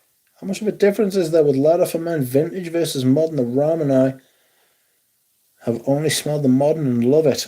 I like the vintage. So I had a modern one and I really liked it. But then I sold it because I wasn't using it because I was always going for the vintage. The vintage has just got that little bit of vintage je ne sais quoi. You know, it's just got that little bit extra. Would you ever do a stream on diptyque candles? Probably not a stream, but I could do a video on them. The thing is that I don't have a collection of them. I just use one at a time, you know? So I like the vetiver one. The vetiver one's really nice. I'm not so sure about the oud one. I like the amber one. The narguilé one's really nice. Feu de bois. Feu de bois. That's really good. Yeah.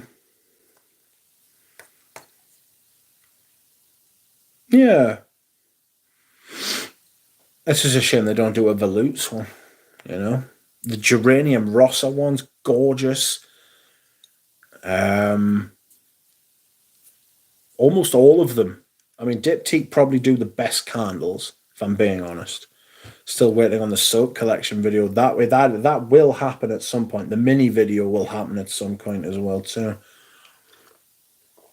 And when you catch Trudon's candles on discount, they outdo. Well, I've got 3 tiny little, like a sample set of Trudon candles coming. I bought 3 for £21, so we will see how that goes. That's all I needed, thank you. Would you ever do? Oh, right. I bought Les and Double Oriental Velours yesterday. I grew a lot on me during the day. Yes, that happens to me when I wear it as well.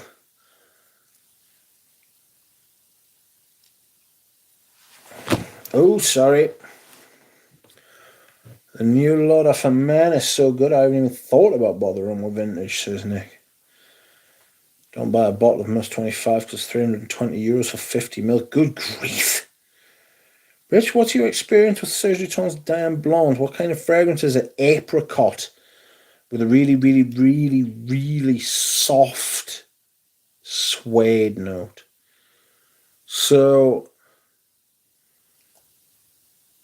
you know what I mean? It wasn't for me because of I've got a bottle of it. I'd probably sell it, to be honest. That and Baptême de Feu. That and Baptême de Feu. You start practicing speaking in front of a camera, need to make some reviews, get it done, spaced out, and when you do, let us know. Any Discovery scent collections, suggestions that don't lean much on florals or fruity notes? They can be players, but not front and centre. Says PK. Try the Etat Libre d'Orange. Try Parfums d'Empire. Maison Trudon candles are also exceptional when you catch them on discount. No way I'm paying retail for the Labo. It's bonkers that people are paying above retail for the in-house mixer. Yeah, fucking mental. Is Passion a good winter frag, Mitch? It's alright. Highly recommend the Shiseido version of Féminité du Bois. It's fabulous, says my Joe. I got Portos for $20 at the place by my house, $45 for a gift set of parfums called Koros, and $9 for vintage Azzaro Pour-Homme, $9 for Valentino Vendetta Pour-Homme, all because they can't sell it. That is insane. That is insane. You could make a fortune off them.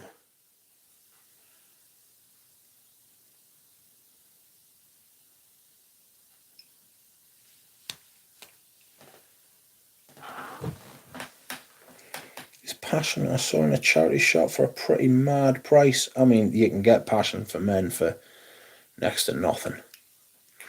Not an expensive fragrance. I've got a vintage one actually, and I mean that was still cheap as chips too.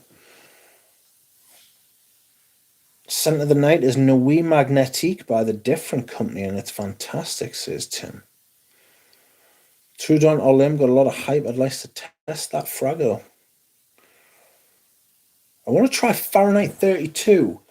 I think Heidi Slimane was behind that one also. Possibly. I really liked Fahrenheit 32. It was my signature for a year or two when I was younger. Really liked it. But I had another bottle and I ended up selling it because I just wasn't wearing it. Creamy. I think it was the inspiration, or it was inspired by the addition of a lot of vanilla in the Fahrenheit reformulation of the 2000s. Heidi Slimane fucking love vanilla. Absolutely loved vanilla. I'll tell you what I love. I love this Enchanted Forest. It's fucking glorious.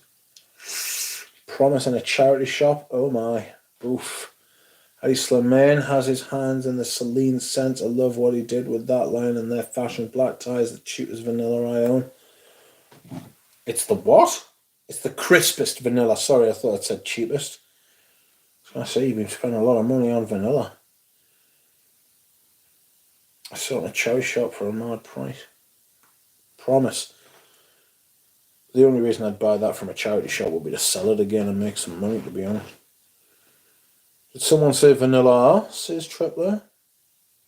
Yes. But she lives in Dubai and she's from Australia. Bless her.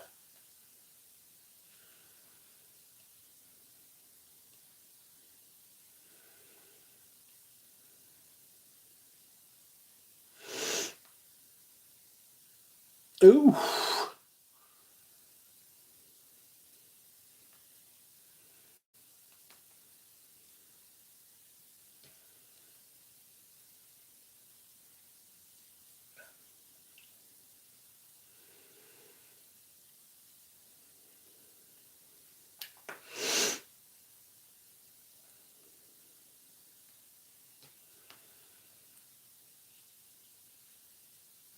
Black tie is throat dry to me.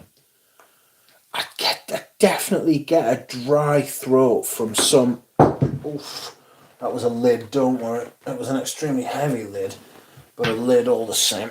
Yeah. Oh, the bow from L'Occitane is insanely good for the price, says Marlo. Absolutely, it is. I need to find out where I've put that and put it on at some point. John Hoy says, anyone here have any experience with Lynn Harris perfumes? Not personally, no, but someone will. You know? Oh, no, not again. Stop throwing your lids around, for crying out loud, boy. Passion for women is a lot better than the men's, in my opinion, but love both, says Justin.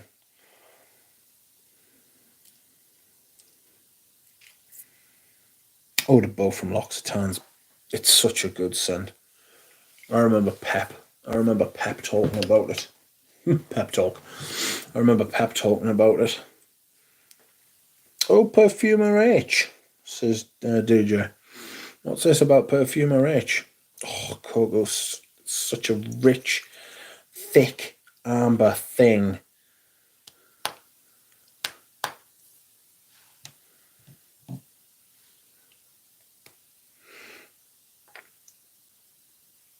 Oh, a lot of musks to preface, but I say they quite damn not bad, not out there, very safe, says DJ. How are you, DJ, mate? Now that you have Mur Ardent, you need vintage L'Occitane Eau de Ipari, murring along perfectly. Stop. I need to find out what's Eau de Ipari. Give me one moment.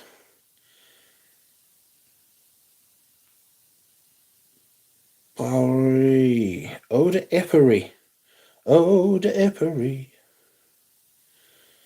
from 2016.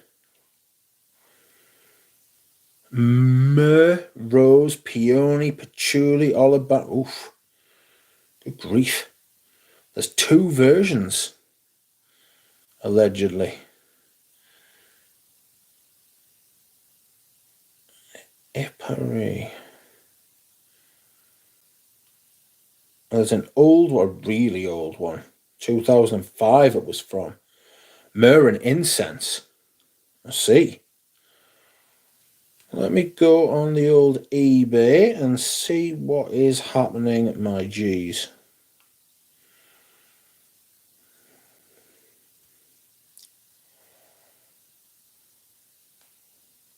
Why is this person doing this to me? Where is it? L'Occitane Ipari. Oh, it's just the new version. Oh no. Oh, fuck that. Someone's got the vintage one up for 125 euro, 125 quid.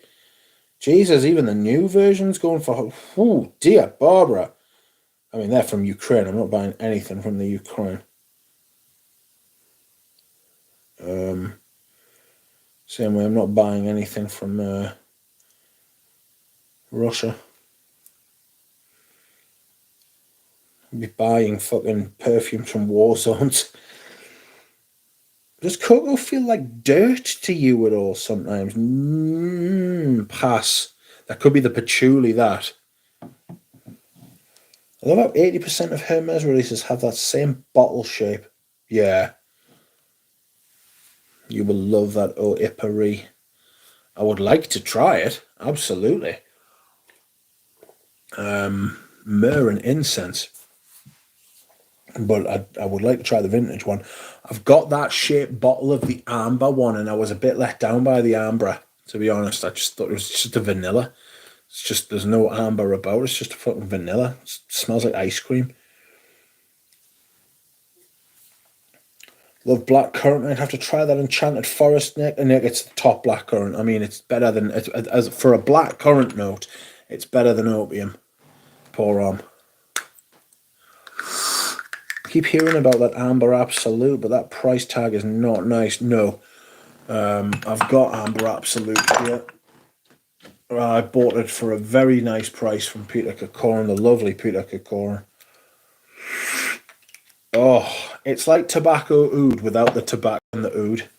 I know that sounds like a very strange thing to say, and I've said it before, but it's like, I thought on Mont Blanc Star Walker, I thought, you know what it is, for 10, 20 quid, it's a fantastic fragrance. For 10 or 20 quid, had a bottle, just never wore it, but I used to spray it on. I used to spray it on late in the day as well, don't know why. How many ambers can one own? Why do every new amber I get my nose on feel like the best thing in the whole world? I do love a good amber. Ashley Bissett is correct, and I agree. DMS, welcome. I'm going to go longer than 2 hours tonight. I'm just going to keep going because I feel great, frankly. The only thing that will stop us is when I feel tired because I don't feel beat. Usually by this time in the stream, 2 hours is like my limit. But obviously after having this medication yesterday, I feel fucking sensational. Anuj got some Fahrenheit 32. It's a pretty penny though. I've talked myself out of buying it a couple of times. Yeah. Yeah, yeah. Look on eBay and stuff like that. It's expensive there as well. I don't know that it's worth that kind of money. It's good, don't get us wrong. It kind of feels like it. Do you know how it's Fahrenheit 32? As in like 32 Fahrenheit, like the temperature is like 0 Celsius. So it's the freezing point of water, and it's got that cold kind of cold. That's why I said I thought it smelled a bit like ice cream. It's got that coldness about it, but it's really nice. But it's not worth the silly prices it goes for. Not even on Enchanteur. Try to beat Eugene's record, no chance. I don't feel that good, bloody hell. How many ambers want course? Oh, gotta love a good amber, says Ashley. I'm having an amber moment at the minute. The old one in the 75 ml with the fluted bottle is the one Ducks is triplet. Yes, absolutely. Somebody's got a partial on eBay for daft money. How much would you pay for a Mugler Cologne 3.4 ounce? Under $100? Yes. I remember when it was £30 for a 100 ml bottle and like 50 or 60 for a 300 ml. Very difficult to justify. In fact, impossible to justify paying hundreds for it. And they are out there. There are some people out there who have got Mugler Colognes. They're playing on people's nostalgia. There's no justifiable reason why it should be hundreds of pounds for a bottle of Mugler cologne. Rich, could you recommend any fragrances that emphasize the note of coriander? Fendi Uomo, I think, has got a coriander note. Keep hearing about Amber Absolute, yeah. If I could figure out how to get the sprayer off my bottle of Enchanted Forest, I'd be happy to send you a sample.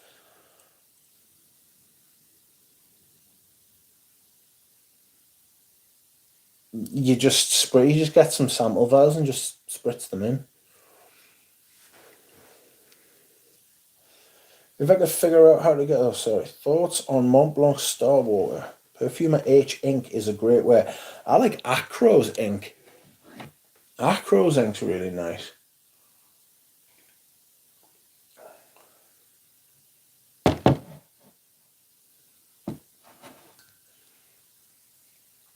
feel like a vanillic amber 114 is a really good one. That is Histoire de Parfum. Amber Absolute, it's nice, but there are a lot of ambers out there that had a similar note. Amber Assault is more interesting to me. Welcome DMS. I'm getting into sandalwood slowly, and I'm glad that I got Bois de Zeal, Try Samsara, the vintage ones. Ramsey, welcome. How are you, brother? If anyone here is from EU, Germany, Austria, I have a few drops of pre-reformulation Mitza. Goodness. Hello, Kareem. Kareem Ajibola Camille, how are you? I hope you are well. I know it's unpopular, but I love the sandalwood and meander. It's so thick. Pat Lester says, no, I'm not beating Eugene's record. Scent of the day for the people, Afnan Noir, says Kareem. Ramsey is wearing Guerlain Chamard, a vintage. Are you wearing Hindi Oud Nasher at the minute, says DJ. I owe Anuj some money. He's probably going to send some guys after me soon, says Lily. Anyone smelled Vintage Aromatics Elixir? It's incredible. I think so. And yes, I agree. Of course not. Meander was my first time enjoying Royal Tobacco Epic and Reflection 45. The last couple Acros have been total dogs, says DJ. I tried the latest one, started laughing. The person man in the booth thought I liked it. The new Gucci Guilty Elixir gets compared to Reflection 45 a lot. Who did Kintsugi? That's a really good ink fragrance, says Tripler. I'm doing great. Hope you're doing okay. I'm doing really well, actually. Carl Anderson says, no. Panda says to Carl, I smelled the new Gucci Elixir this past week and there's nothing close to Reflection. The new Gucci Elixir gets compared to Reflection 45, says Carl. Got the Costume National Discovery kit in today. €15 for almost their entire catalogue off their site. Would recommend. What? I would do that. Absolutely, I would. I'd do that right now. People went crazy for Acro's Bake. I know DJ's not a fan.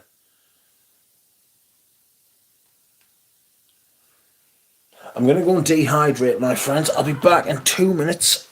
Please bear with me. If you'd like to like the stream, please be my guest.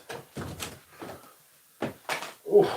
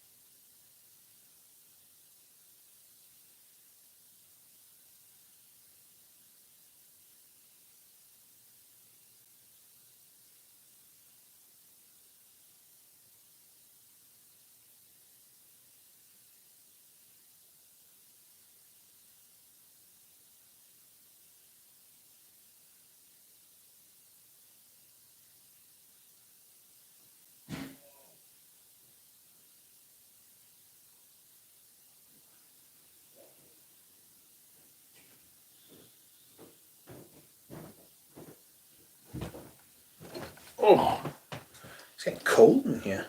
It's that time of year. The heating's going to have to start going on soon. Oof! Pardon me. I beg your pardon. I'm coughing, spluttering. For some reason, I'm pressing buttons on my phone for no reason. What do we have here? Jeremy Downing, welcome to you, sir. Scent of the evening is molten bronze Russian leather accompanied by the candle of the same scent for full effect. So you go big or go home.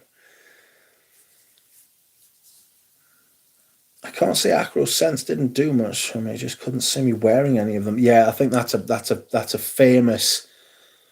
That is I say it's a well-worn trope. Thank you, Joe. And we'll see you soon. Yeah, the Acros, it's a common thing about the Acros that they're very hard to wear. You know, they're very hard to wear.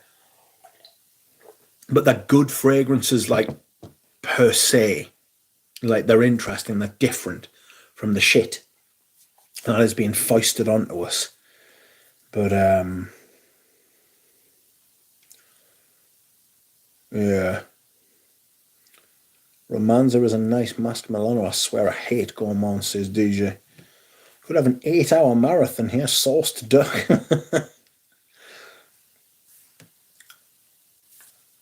Like the stream, goddamn. At least for our ram, says Dushan. Can't stand Gourmands. Why would you want to smell like a pudding? Some people are bang into pudding, you know. I mean, I like pudding, but I don't want to smell like one particularly.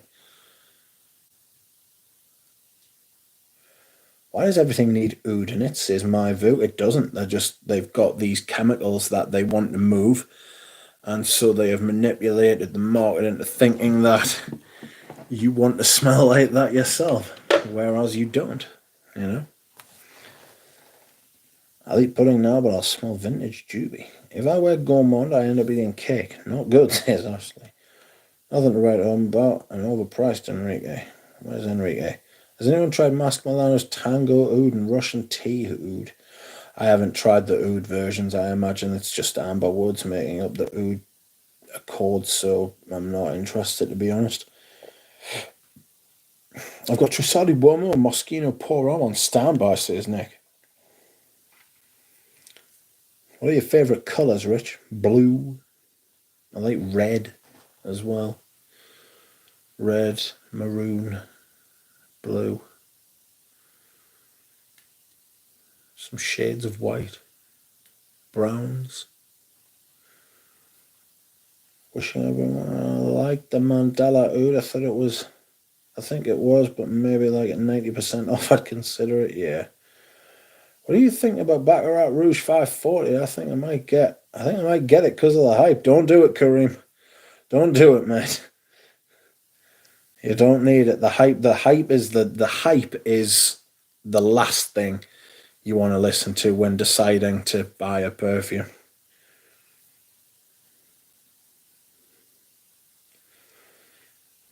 Ink and the coffee one you can wear pretty easy, and they are so good, says Carl.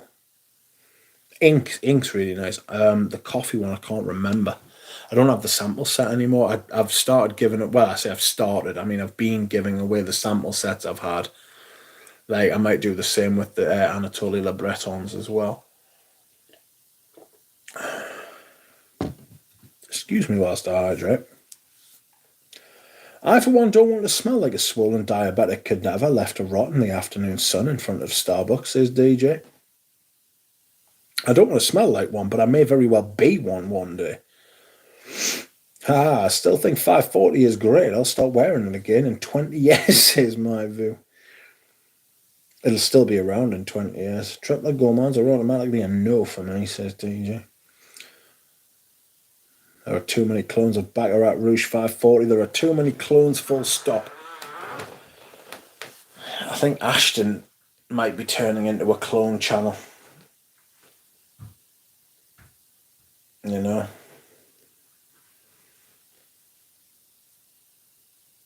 Like, I haven't watched one of Ashton's videos in weeks now. I don't want to sit and moralise and stuff like that, you know what I mean? Like, I'm not going to sit and say, like not to Ashton anyway.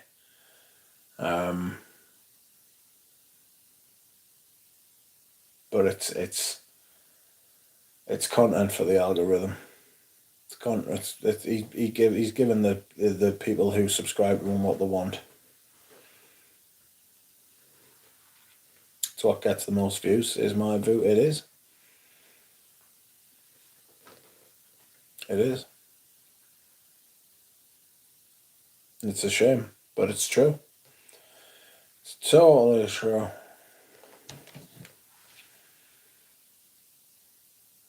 Good night, my view. Night, my view. Night, my? Oh, sorry. Ashley Bissett. What you said there. Good night, Ashley Bissett. There are too many clones. Triple gourmands are automatically a no for me. I like the more refined gourmands. Followed is one of the examples. Follow is brilliant. I love it. But followed, not for me. Not for me at all, followed. Another 13, birthed 540, but it's far superior. I would make it my signature, says Spaced Out. Anything new and exciting, DJ, says Triple? Bought no fragrances for a couple of months now. October onwards, seems I'll be breaking that. Yeah, I think so. As well said, I used to like his niche videos. He got me into fragrances, says Kareem. Yeah. He didn't get me into fragrances, but I really liked his stuff. His personal taste is much more aligned with mine than what his videos would kind of let on or lead you to believe, you know? So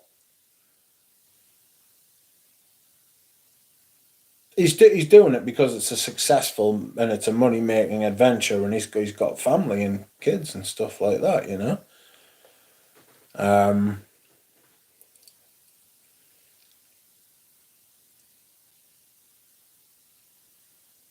I thought Extra Gent Sense would be where he went to talk about the things he loved, but I think that's on the back burner now. I don't think he intends to upload there at all anymore.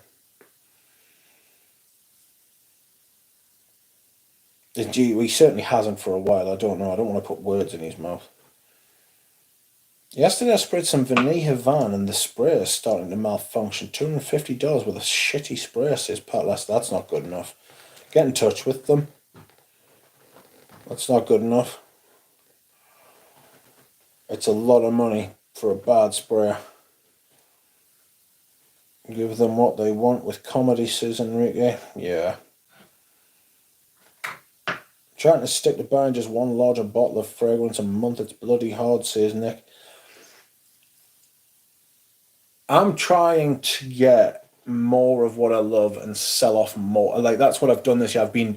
I've done extremely well this year as far as selling off perfumes is concerned. I might do a year in review or just like a chit chat kind of perfume thing, you know. Obviously I'll do like my top 10 pickups of 2023 and like, but that Derby video last year was kind of like I don't want to say a watershed moment, but it was a watershed moment, like where I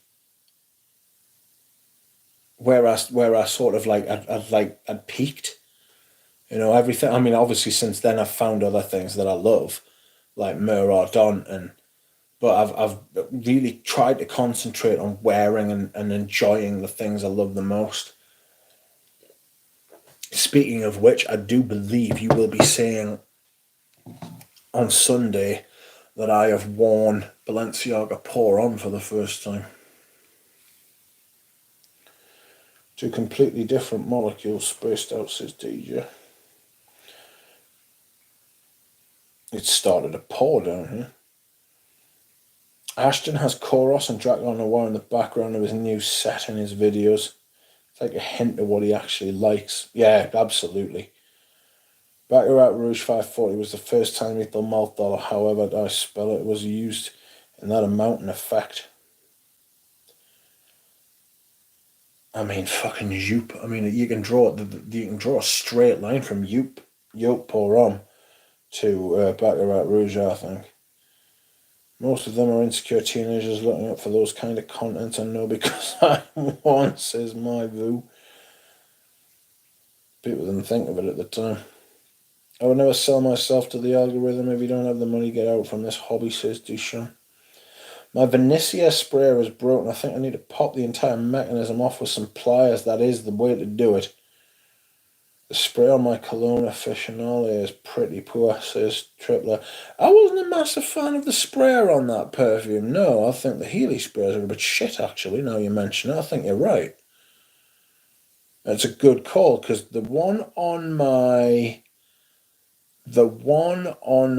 Month Fresh isn't the greatest either. You know? There's nobody to touch Dior for their sprays, to be fair. Well, not that I've tried any of the newer ones, but the 2010s, Dior was like Dior and Creed for a while, and then Creed turned into some kind of madness, using cheaper and cheaper parts all the time to make their company seem more profitable. Everyone's got to make a living, you know. I'll scour through the content and get our videos and find one or two more laid back ones, says my view. Go right to the back of his, I mean, he does a video every day, so you're gonna have to, I mean, you're talking hundreds of videos you'll have to go back through, but if you can get back to the early years of his channel, top stuff. Loved it, personally. I'm glad he leaves his video up. I mean, his video where he took down Scentbird was fucking glorious. It remains one of the finest videos to ever be put to fucking Fragcom ever. It was magnificent. It was. Everyone does have to make a living, and he's got kids, and he's got a wife, and he's got a future. And if it's making money and stuff like that, you know, like, fair play. I'm happy for him, and he's a good lad. I don't think Ashton's like a dick. Like, there are some other viewers who I no, I don't want to say I resent their success, but who don't deserve to be as successful as Ashton is. Ashton deserves his success. It's just that's not the type of content that I want to watch. I would love it if Ashton was to come out one day and be like, here's a review of fucking Antaeus, and it got like 10 million views. You know what I mean? But it won't. And that's the thing. That's just it's say it ain't so, but it's true. You know what I mean? It's the truth, and there's no point in denying it. I don't like it. I wish it was the truth. I wish it was. I wish that every time somebody reviewed something like fucking Queer by Mona Diorio, or fucking Vintage Jules, or Chorus, or Amen. I mean, Amen used to get views. I wish these would get millions of views, but they don't. And it's as simple as that. You've hyped it up enough. I think my watch list right now, says my view. I only hope that is Max 40, says Price. Oh, God almighty. I saw something. Was it somebody sent us it? It must have been somebody sent us it, because I don't have Max 40 anywhere near my algorithm, but somebody sent us it. He's done a review of the Creed Aventus Absolute. Or he's done a first impressions. Apparently it took the best part of 10 minutes for him to actually get into the scent. Right away I can tell if a reviewer is selling the perfume or reviewing it. But the problem is that some people can't, Enrique, which is a frame. A-Pom is my favourite MFK. Current MFK lacks age for me. Haven't been able to find a real favourite. He's a good lad, says Kareem. He is. And releasing a video every day can get cumbersome. I don't know how he does that. I don't know how he got the energy for that. I don't know how he's got the I don't know how, what, where, when, any of that shit, you know? How that is even humanly possible. Like, it's so far out of my scope or sphere of understanding. You know, I wanted to do a video on the Anatoly Libretons today, and then I just thought, fuck it, and turned over and went back to sleep. You know what I mean? I will be doing that video tomorrow. It doesn't matter how much I want to nap.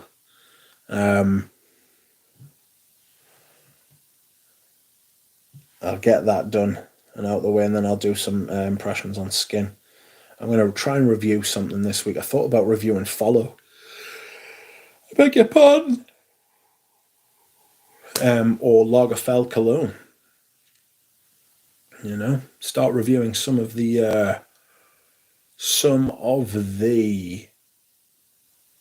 autumn and winter fragrances.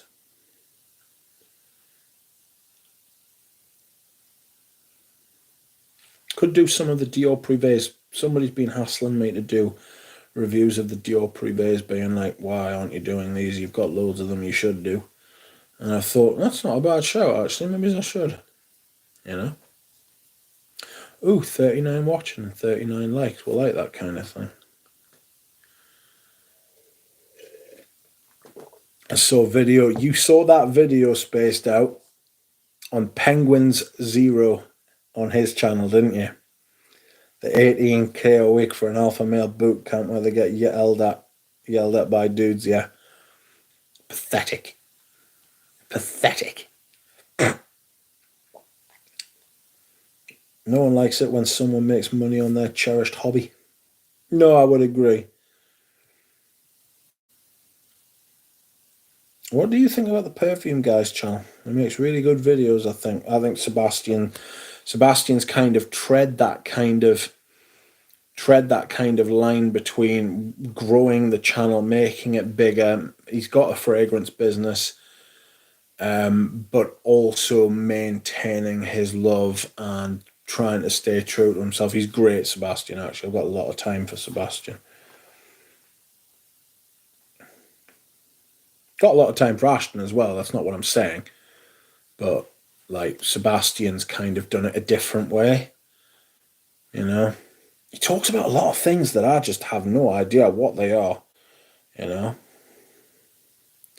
A lot of reviewers aren't reviewers, they're just PR. I would agree with that. I would absolutely agree with that. Reading a note list as a review, yeah. Some people do that. Excuse me. Sorry. Man, I love looking at his face. He's just so happy looking, says my view. All these real men channels are, Joy Amin releases 3 videos a day. Joy Amin is like the conscience of the community, like the soul.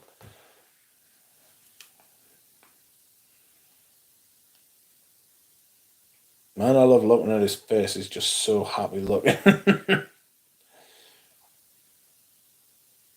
Saw a video about guys painting. Yeah, right, yeah.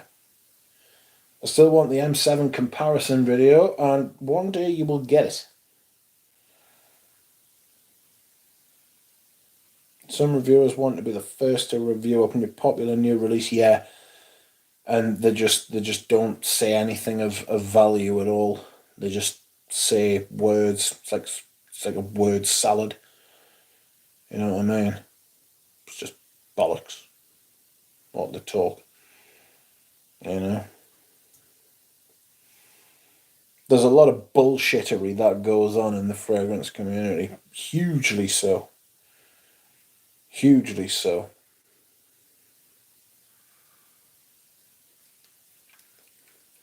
The amount of PR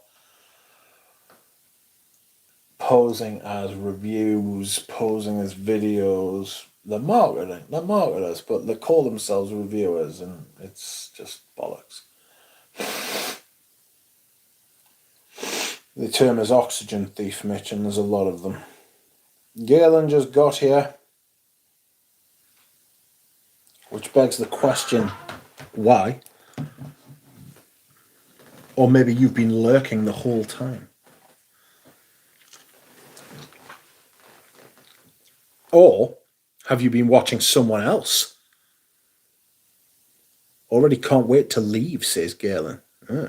Harsh.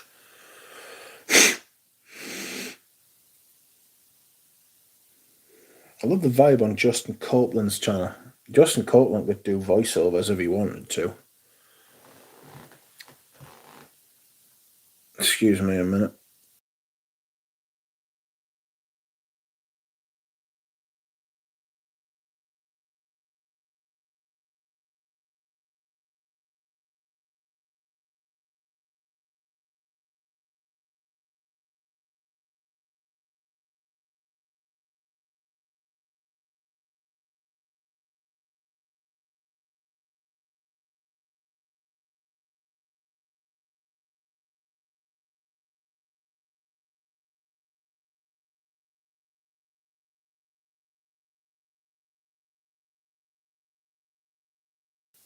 I'll be back in a second. That was sneezing. There is going to be some kind of nose event happening in a second. I'll be back in one moment. I need to go and blow my nose. Woof.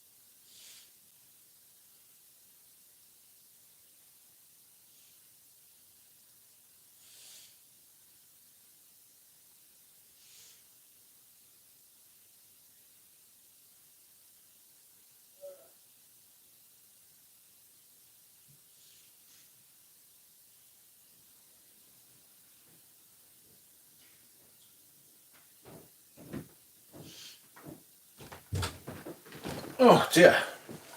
I have returned to you, my G's. 1 second.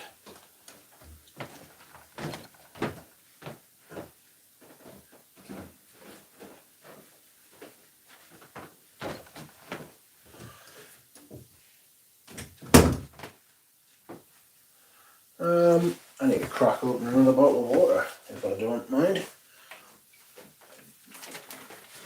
Oh!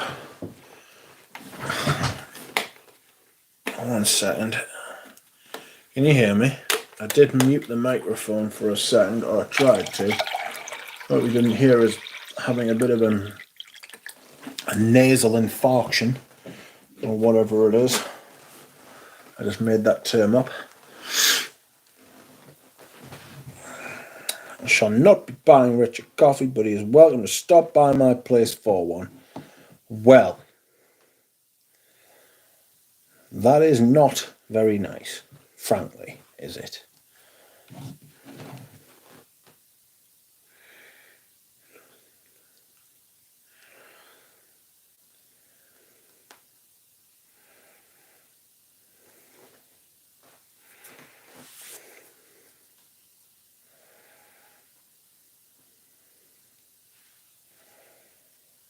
Where am I? Influencers are not reviewers, I agree. Bosco, how are you? Dogman was the last original, if he does say so himself.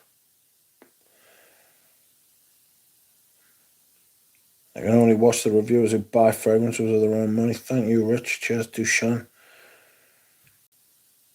Hit the like on your way out, Galen, says Tripper. His voice will be daft perfect for a voiceover. Yeah.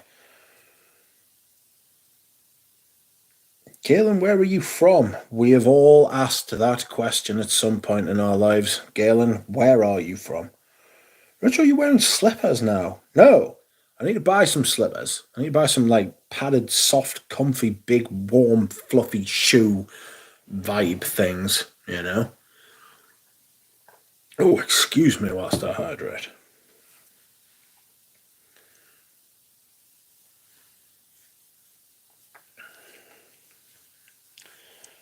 I have a cold, bald head.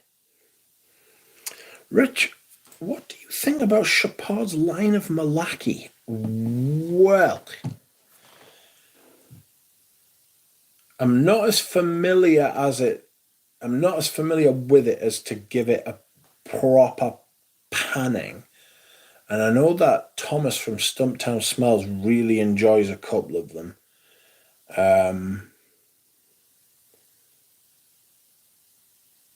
But I wasn't a massive fan.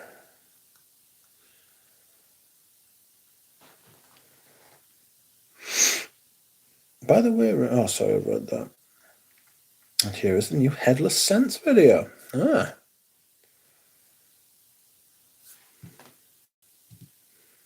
Has it just dropped? Oh.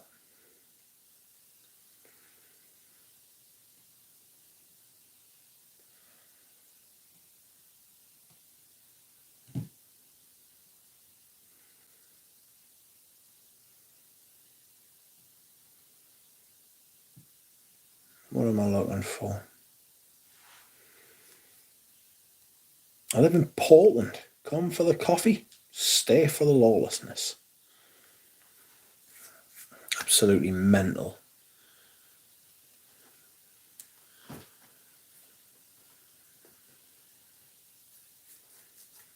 All right, I'm tuning out. Remember, friends, stay skeptical and keep your standards high. Good night, mate.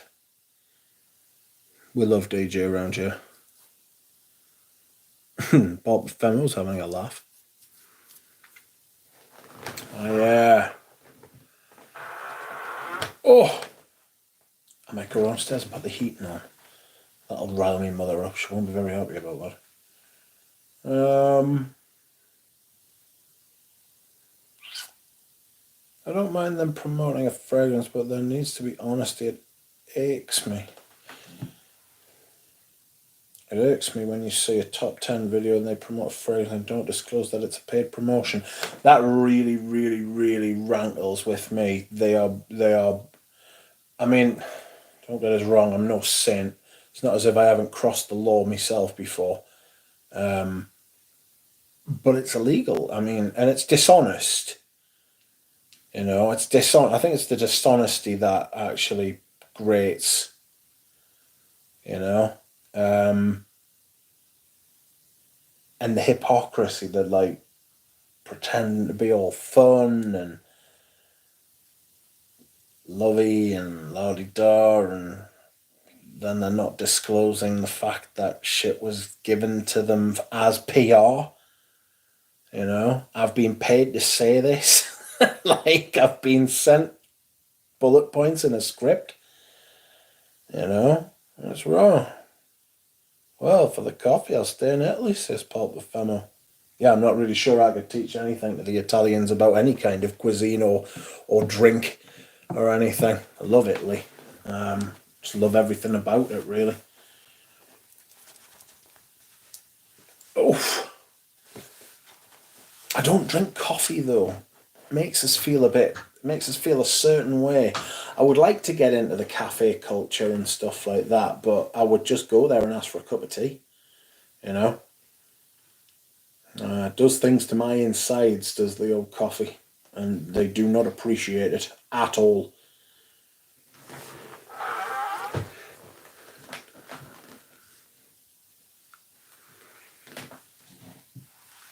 Lawlessness in Portland is not naming your chicken, says Tripler. The killer from Portland was the reason of that Nike sentence. Just do it. That's the most British thing I've ever heard, says Paroli. Which sentence was the most British thing you've ever heard, Paroli, mate? And how are you, sir? I hope you're well. Not gonna lie, Dushan, the Nike and Adidas employee stores are pretty killer. The greatest moment on stream, lost forever. What's that, Lily? What's what? The coffee and tea one? Yeah. Yeah, that is pretty British. Although I'll tell you what, there is a large coffee culture, cafe culture here now. There is a large cafe culture here now. There's a lot of people like alcohol consumption, especially in young people, has just bombed, which is good. Unfortunately, we are the drug capital of Europe. We consume the most drugs out of any country in Europe, which is also unsurprising. If you've ever been here. But what can you do? When you OD'd on coffee. Yeah, that was grim. I had 1 cup of coffee and I was violently sick. I drink a lot of coffee, says Paul Bafema. Love coffee, says Paul Bafema. I would like to love coffee, you know? And I mean, there are much worse drugs. Nespresso has destroyed the planet with their pods, says Tripler. George Clooney's got a fucking hell of a lot to answer for, hasn't he? Do the British drink more tea than coffee? Yes. Considerably more tea than coffee, I would have thought.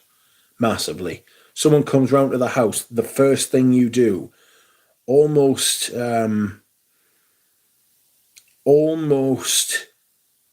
the first thing you do after saying to people hello is, do you want a cup of tea? Like, there's going to come a point in like the future where people in Britain don't greet each other with hello and they just say, do you want a cup of tea instead? Or they just give you a cup of tea because the answer's almost always yes. Yes, Peter, I'll have to check the WhatsApp after the stream.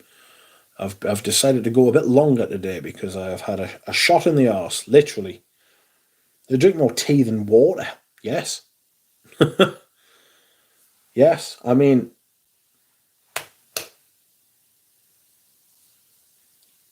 like, I drink a lot of water now. I drink a lot of water now. I used to drink a lot of pop. I used to drink like what we call pop soda, you know.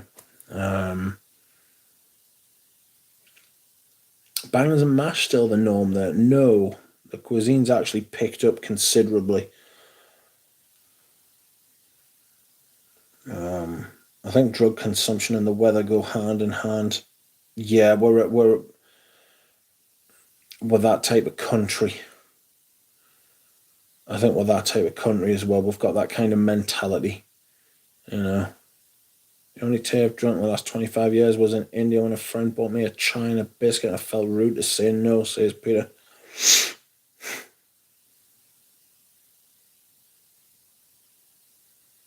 It was quite sweet. I don't like the caffeine boost from either tea or coffee. I'm naturally fidgety already, says Kareem. I understand that, actually. One of my friends...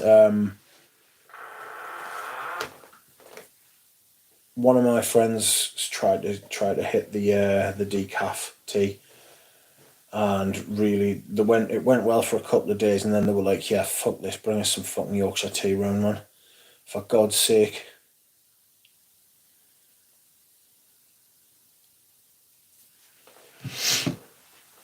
Fancy putting an oud in your tea? It's not strange as what I've heard there. Louis XIV, the Sun King, used to have ambergris on his eggs or some shit like that. That's so grim. Don't do that, you vile beast. Don't put fucking ambergris on your fucking eggs. That sounds awful. Saying coffee, no milk, no sugar for me. I don't like sweetened. I don't like sweet. I drink tea without it. If I'm going to put anything in it, it's going to be honey. Tea with oud. Yeah, so fucking grim. Yeah, it is absolutely grim as fuck, isn't it, Kareem? It's rough.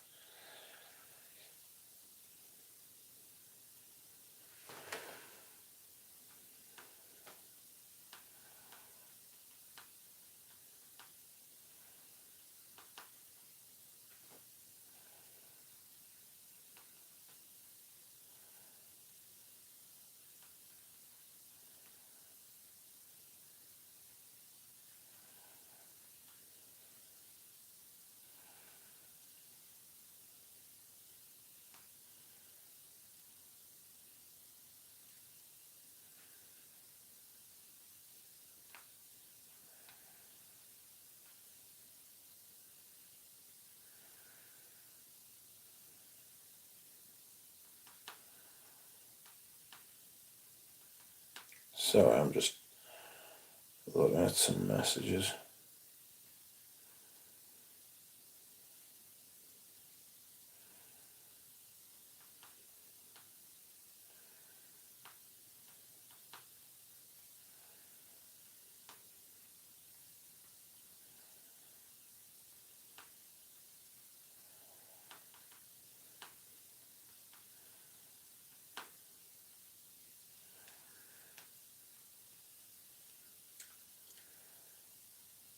Amber grits.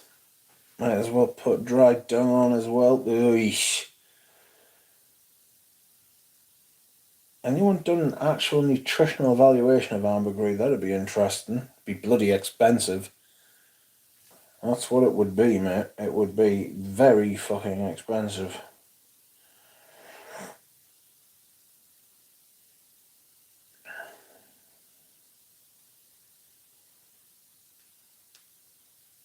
God almighty, can you imagine?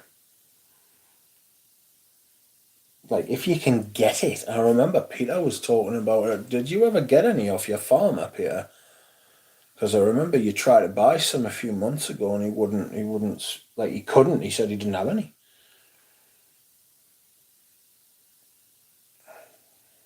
Good grief. Michael Pollan has a great audio book, Caffeine. Moral of the story is he returned to using it to boost life performance. Which is your perfume? What is your favourite tea perfume at this moment? Gucci, probably 5 o'clock au gingembre. Richard, pay attention to me, says Lily. What does it taste like? Oud. Frankincense has a nice citrusy taste. Yes. Because of the tree it comes from. I'm relying completely on my backed up stock, says Peter. Backed up and hacked up, says Tripler. Where is our friend Jura Rose? Everything okay with his nose? He's texted us a couple of times. He's had a headache today, but he's I've told him I'm streaming, but he doesn't have notifications turned on.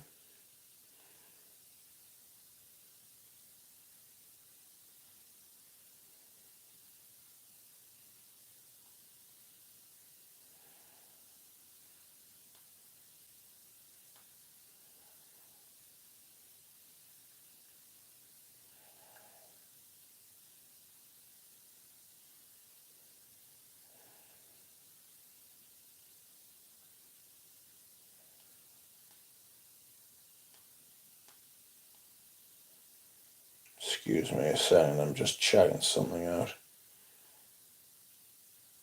I need to... Where is it? Oh, you joke. Oh, there it is.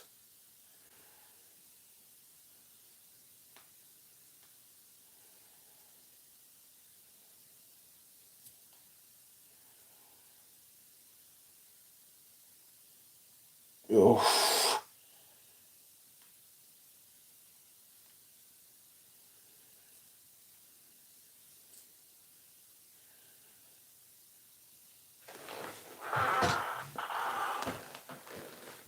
Where am I?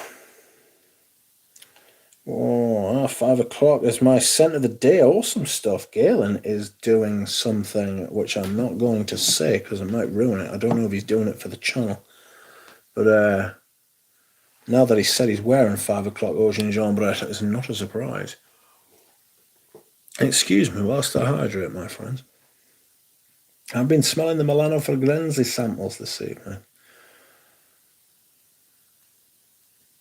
The closest I've come to liking a tea note and perfume when I tried Bulgari Pour Homme Extreme, but mainly because I had other things going on.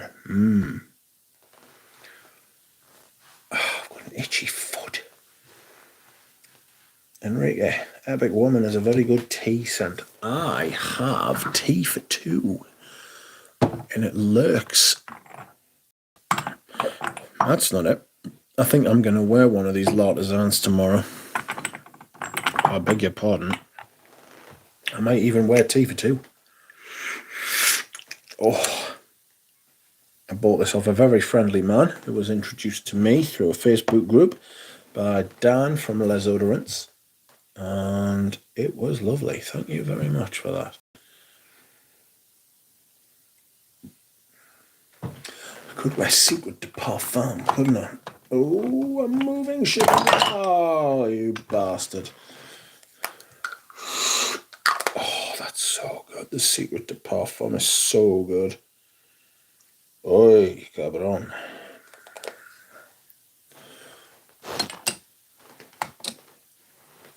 Oof. Timbuktu tomorrow. No, Timbuktu is actually in my spring and summer rotation. Great set for a mini video, that. One umbrella for two. Nice tea.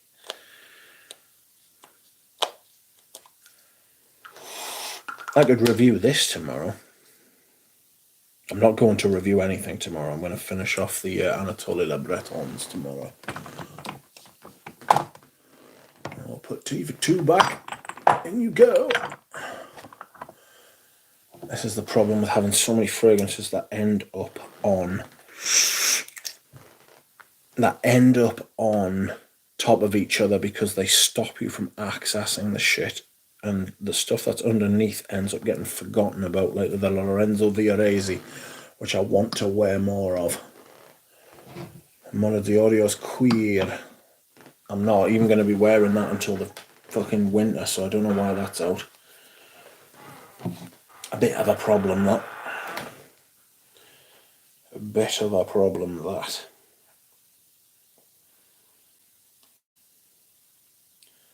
Give me some spicy. Do you want me to make you a mer beast?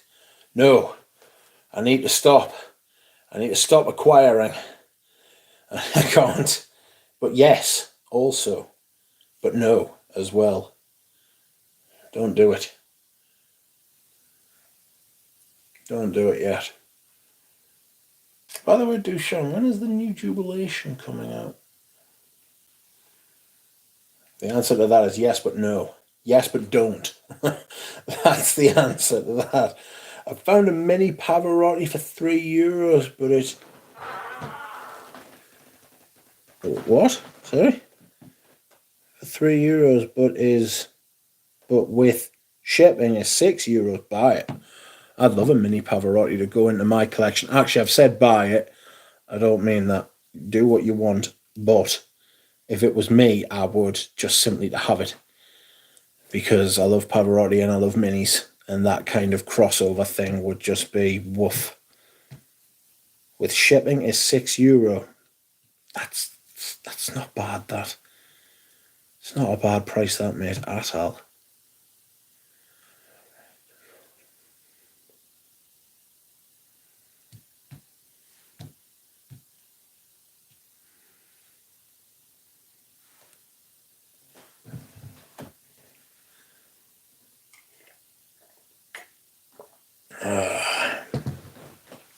Enrique, in 2 or 3 months is when the new Jubilation is coming out.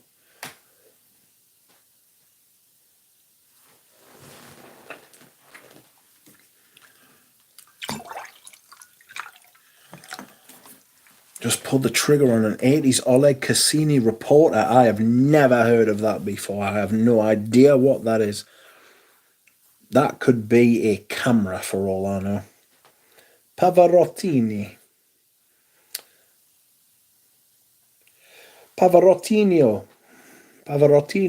I beg your pardon.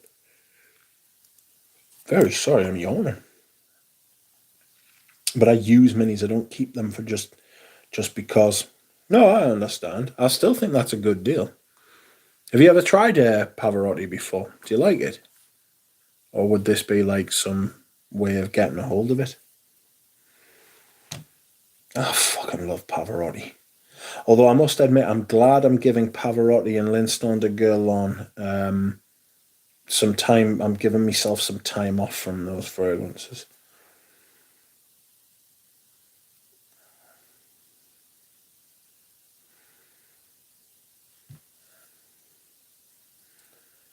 This motherfucker.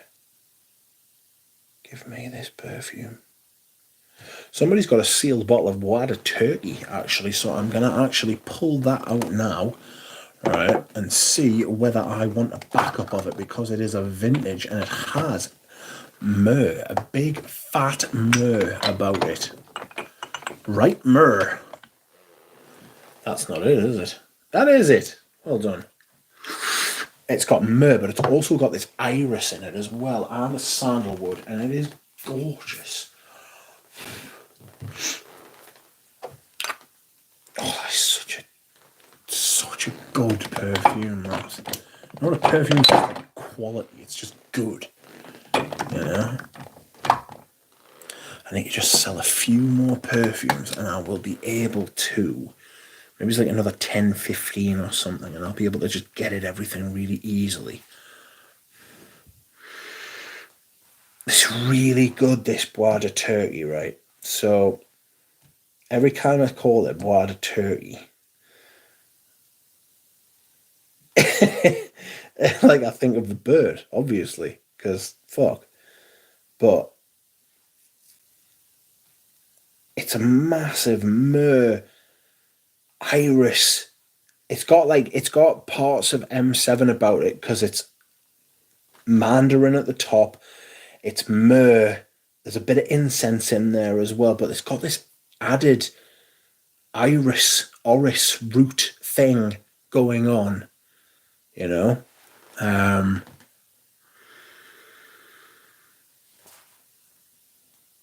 it's got this kind of warmth. It's kind of like a cross between M7 and Lagerfeld Cologne, you know.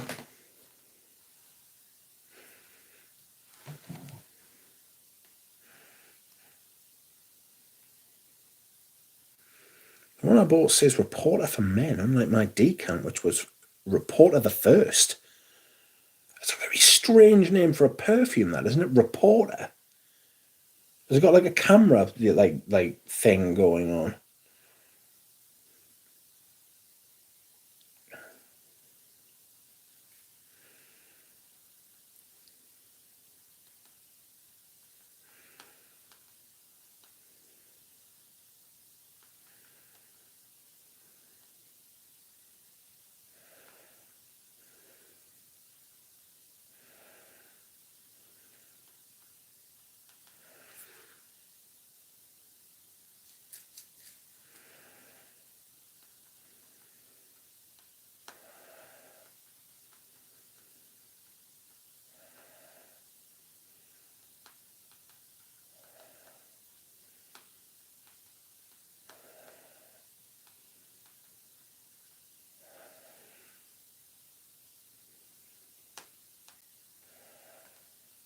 Where am I? Yes, I'm curious, and this is the only way to try it. €6. €6 for a Pavarotti sample with the cute little bottle. Brilliant. Alex the Perfume Temple had sent me a decant of vintage Cassini Reporter, spicy herbal soapy. I quite like it. For men is good, methinks. I haven't worn it in a while, says Tripler. Tripler, the one I bought says Reporter for Men, unlike my decant, which was Reporter the First. Sounds like a king, doesn't it? Hark, subjects. I am Reporter the First. What's a 4.5 mil? Still good amount of juice for 6 mil on it. I am having a hard time enjoying wearing certain fougères, says generic perfume related channel name. I think they smell good, and I think me or other people smell good while wearing them, but they don't excite me like Chypre. Then what you should do is you should spend your money on what you love, because it is your money. Don't go and buy things that you don't absolutely love. That would be a piece of advice I would give someone getting into buying perfumes. Avoid the excitement of the addiction. I'm not talking to you now. I'm saying like avoid the excitement of the addiction of the newness of it. Don't taken away with novelty. Because it's a big, wide, stimulating, exciting world out there, and there are people who will happily part you from your money. Happily part you from your money. Go and buy stuff that will get you the most compliments. Just Fragcom advice. Yeah, that's essentially what Fragcom will tell you. The shits.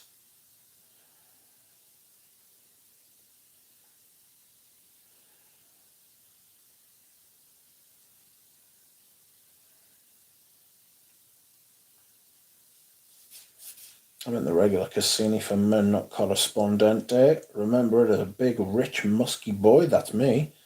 I do really like Bois de Portugal and Gucci Nobile, though. Buy them.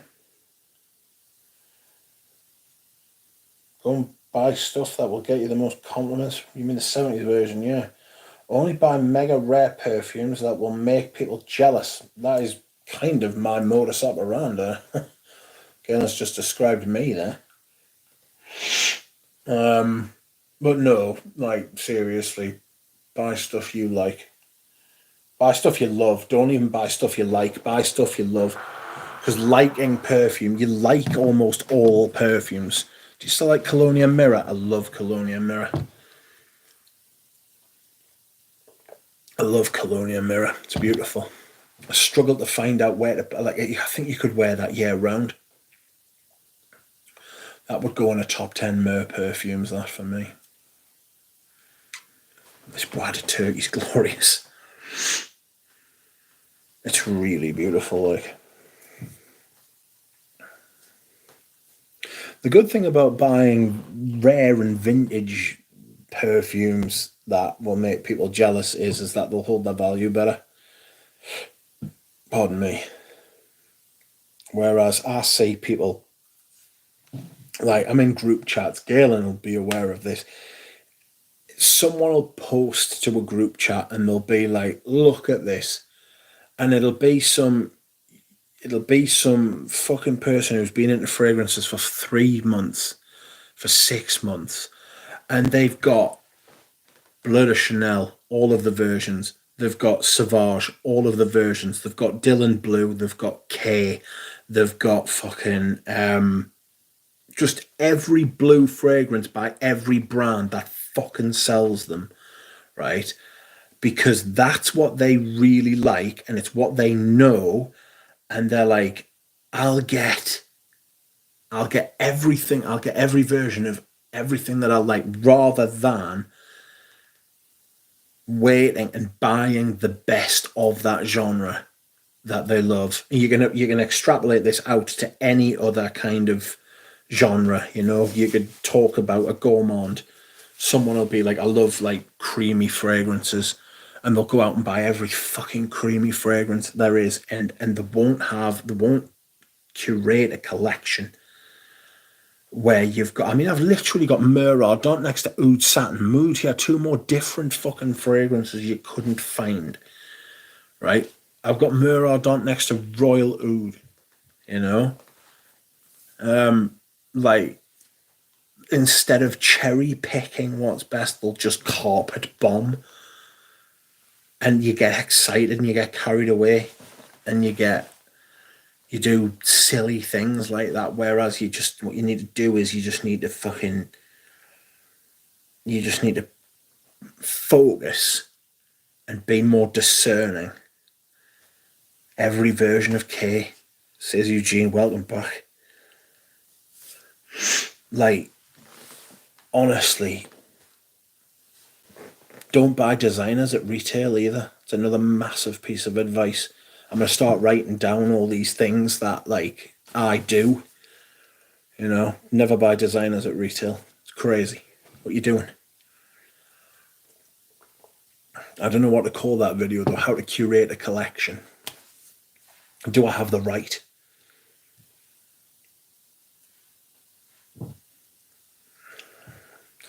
Spaced Out says, Eugene, after this, it's your turn for a 5-hour stream. I had a conversation with Eugene. And we were like, I don't like streaming for so long, because what happens is at some point in the stream you run out of perfume, or you run out of like things to say about a topic, and then you end up talking about people. You know what I mean? I think that was extremely insightful. I think it was true. Certainly true with me. Like, after a while you run out of like things to talk about with each other, and I find it easier to focus when I'm on my own as well, so I can stay on topic about perfume and stuff. When I'm on my own, when I'm with other people and stuff like that, me head bounces around a bit. I've seen a lot of posts by teenagers on the fragrance subreddit that have been collecting for 6 months and have all the usual suspects that you were mentioning, plus Aventus and Leighton. Aventus isn't the perfume that everybody claims. That's another thing. There are some serious problems as far as the whole I mean, do I want to get into consumerism? Is that what I'm saying? Or is it not? Like, it's a status symbol, that's what I mean. Buying Aventus is a status symbol, you know. But then I could also say, you know, buying fucking other perfumes or other things in general as a status symbol. Don't buy things if you're interested in perfume. If you genuinely love it, don't buy things as a fucking status symbol. Buy them because you love them.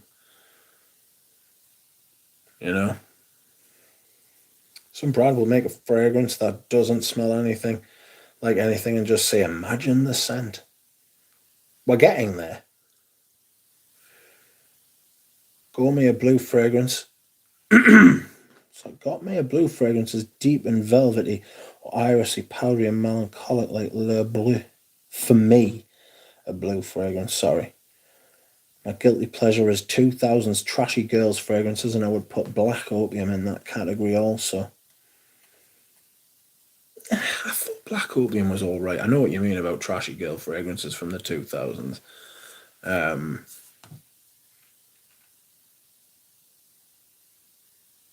Yeah, I thought Black Opium was okay. I mean, it wasn't like a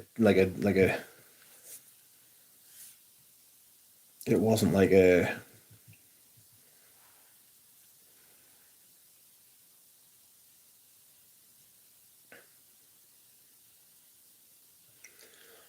oh, excuse me.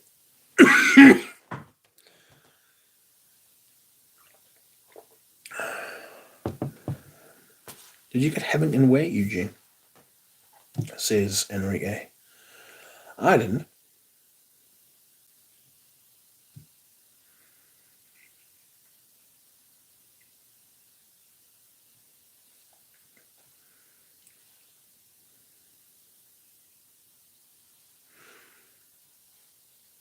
Getting a dry, tickly cough. I will continue as long as I can.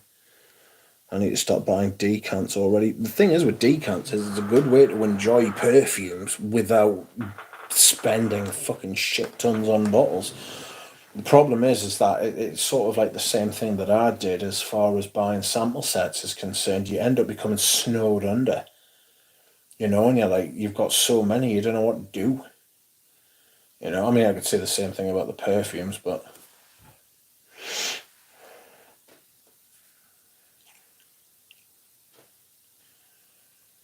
decants. Excuse me, I'm sorry. I've never been a big one for decants, actually. That for me, they're like investigative tools. It's like death by a thousand cuts. It can sneak up on you, absolutely. It's better to do that with decants than bottles, though. You know, one of the key tenets of buying into a collection would be to try and conserve your money for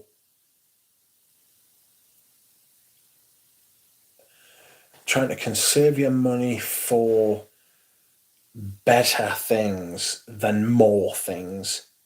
You know, like keep your money away from more things and buy better things. So that's something I definitely wish I'd done earlier.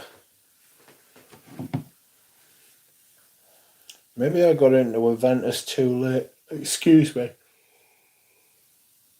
Maybe I got to Aventus too late and it was reformulated, but it didn't impress me that much. I didn't hate it, but I wouldn't pay more than 300 for that. I'm not impressed with Aventus. I mean, I've had 2 bottles and sold them. I got them because they were cheap as chips and I knew I'd be able to turn them round for double. They were real. I bought them from like a proper, they were real, you know what I mean? But like the guy at a perfume shop, he's still got a bottle of 2017 Vikings sitting there for us if I wanted. And I thought I ummed and ahed, and time's gone by, I would have just bought that just for something to buy. Fuck. You know what I mean? I would have bought that just for something to buy. And I've done that before as well. Literally woke up in the morning and thought, right, fuck it.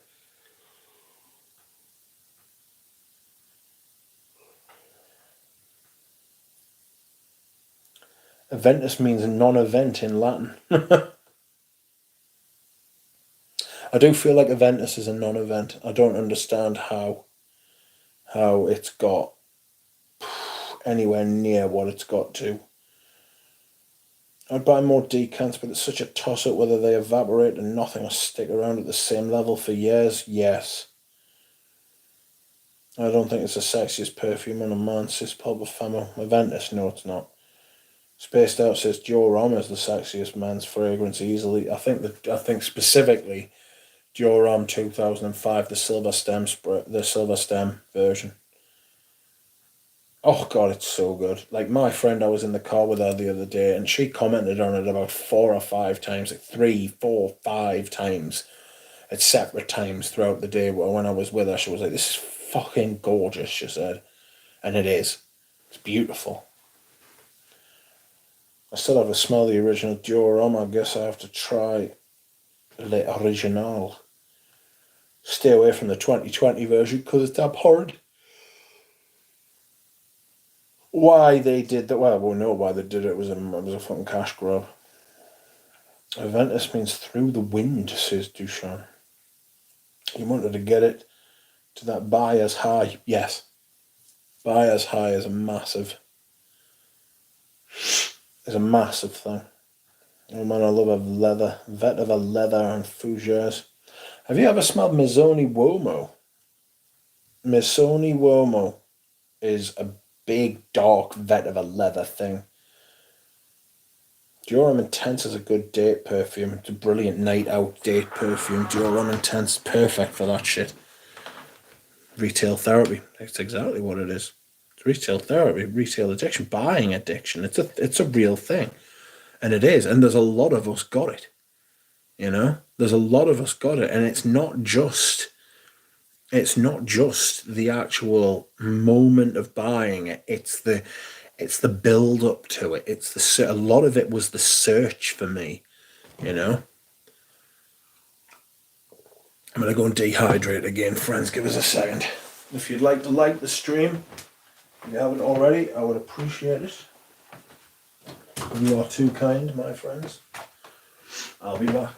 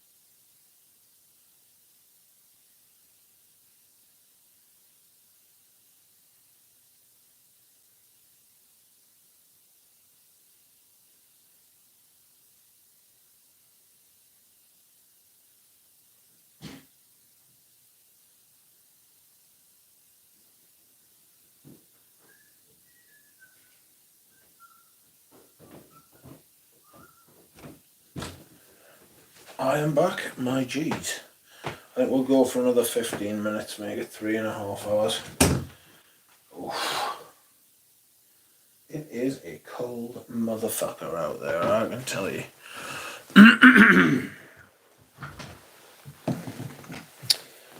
So, what model did you wear? I think I get that reference, but I'm not sure. I'm going to pull the sleeves down on my fucking jumper because it's Baltic. The vetiver and bergamot combo. I have a date on Saturday night and I think I'll wear 1 or 2 sprays of Dior 2005. The woman says she likes perfume but has a sensitive nose, so I'm going to go easy. No problem. It's a good idea.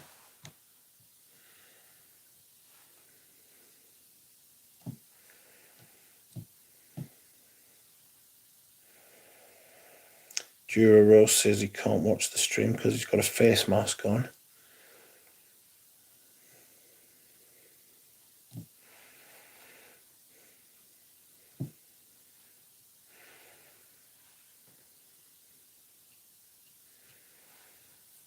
More than 3 hours of steroids must be really good, yes. Yes. I'm getting a little bit tired now though, and my voice is not very happy about it.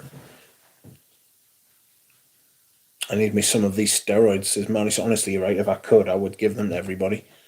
Jesus Christ. It's like antidepressants. And just take them. Just everybody. Everything will be much better. We'll all be happier. Be surprised if Girl on Vetera doesn't make it on the masterpiece list when Eugene and Duck do that topic. Yeah, I'd be surprised if it didn't as well.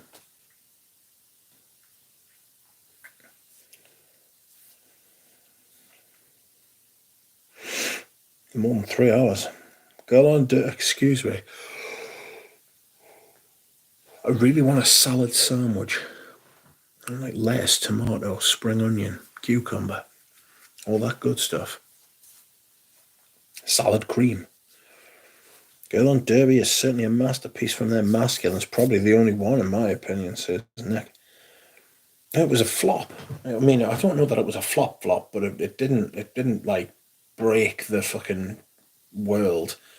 You know what I mean? It wasn't like a fucking, I mean, you could say fucking Paco Rabanne pour on because of how massive it was and then how good it was at the same time. Is that a masterpiece? You need to figure out what a fucking masterpiece is first. I was talking to Fliss from Les Audrins about it, and it's like a proper, like, deep philosophical art fucking question. Like, I mean, you can go deep with that shit. I mean, Amen. Amen. Is Amen a masterpiece? Is it though?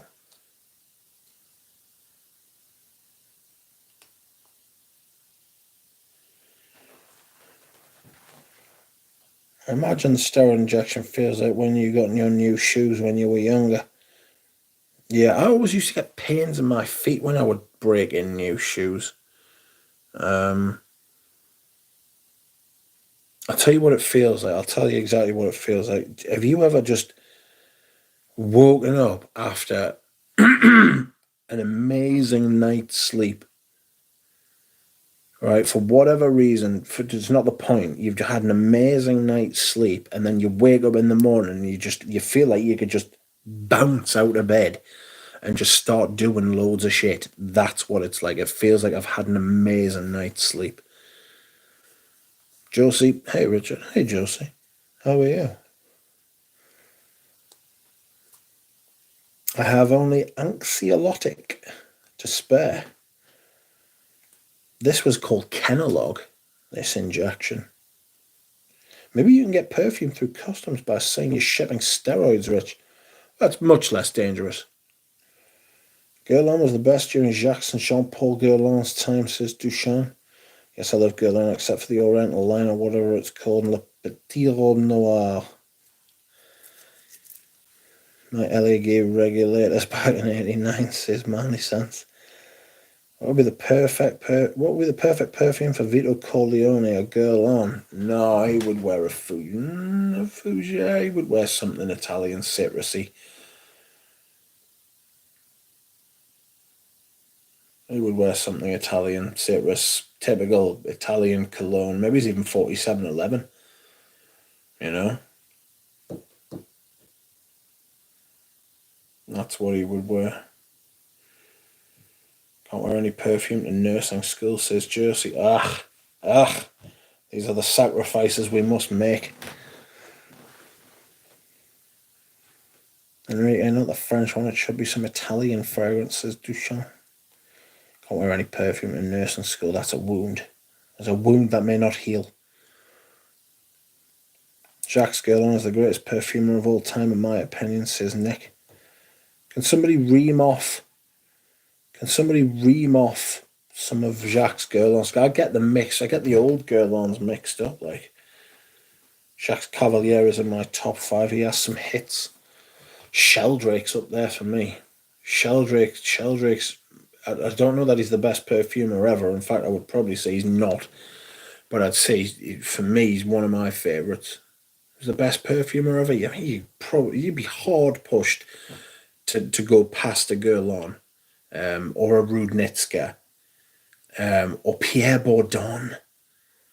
You look at influence on perfume. It's going to be Rudnitska. It's going to be Bourdon. It's going to be one of the vintage Guerlains.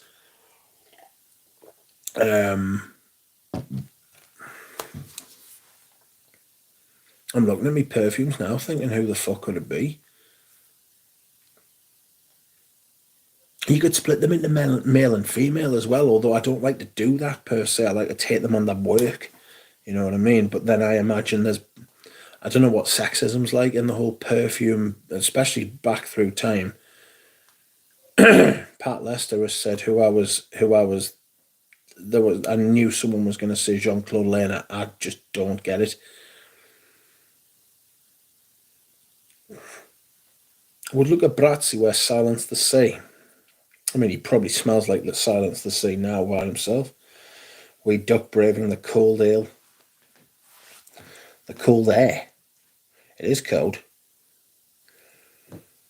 Jacques Guerlain did Chalamont, Le Bleu, Mitsuko, Valdenaway, Après-Lundi, Chalamont.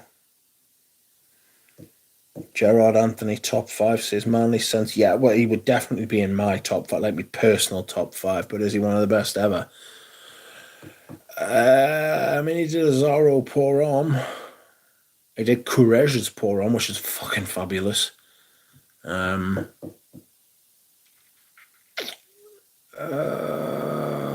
say there's so many to choose from. There's so many good ones to choose from. Who would you choose as like some of the best brand owners of all time? I don't necessarily mean like designers and stuff.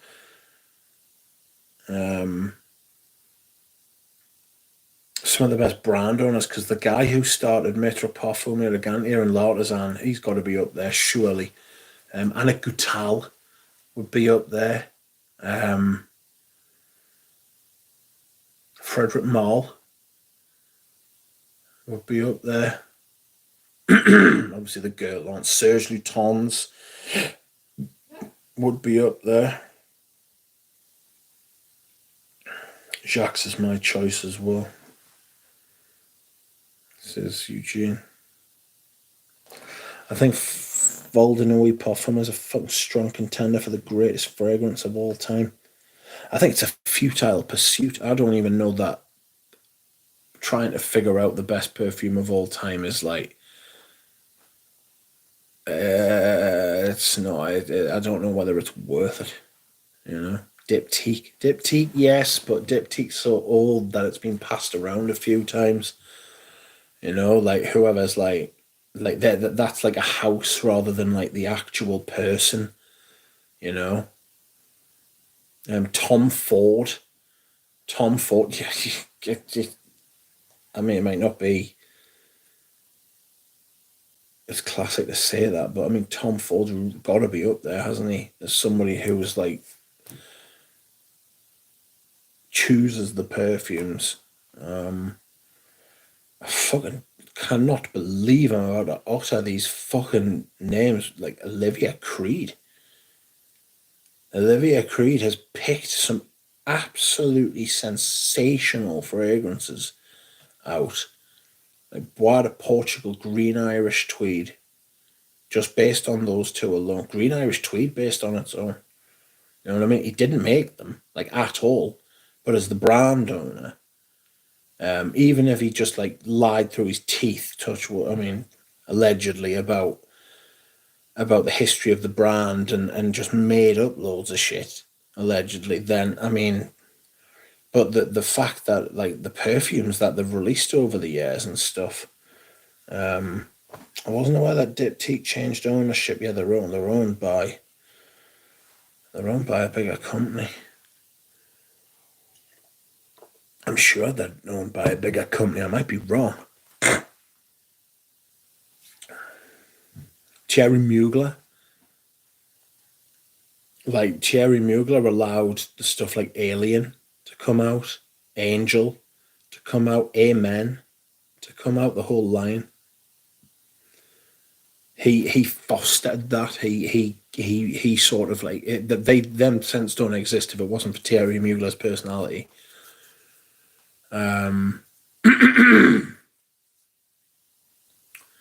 Christopher Chong. Christopher Chong deserves a fucking mention in that for what he did for Serge Luton, for Amouage. Duchamp, yeah, I've already mentioned Serge Luton. Serge Luton will be pretty near the top, actually. Like, what? Just out of curiosity, what time is it there? 11:30 p.m. Nearly, yeah. I'm gonna go in about 3 or 4 minutes though. Don't be silly. Small oak pour on for Luca. I love small oak pour on. It's beautiful. Heidi Slimane, that little run that he had at Dior, Bois d'Argent, Au Noir, Dior Homme. You know. I mean, again, you could go back to actually the man, Yves Saint Laurent, releasing Opium and Koros within 4 years of each other. Lord.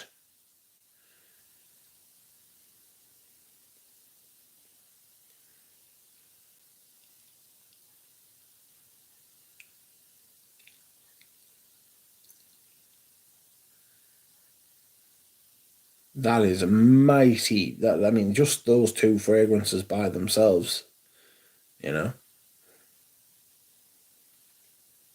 This is a mighty thick stream, says Peter.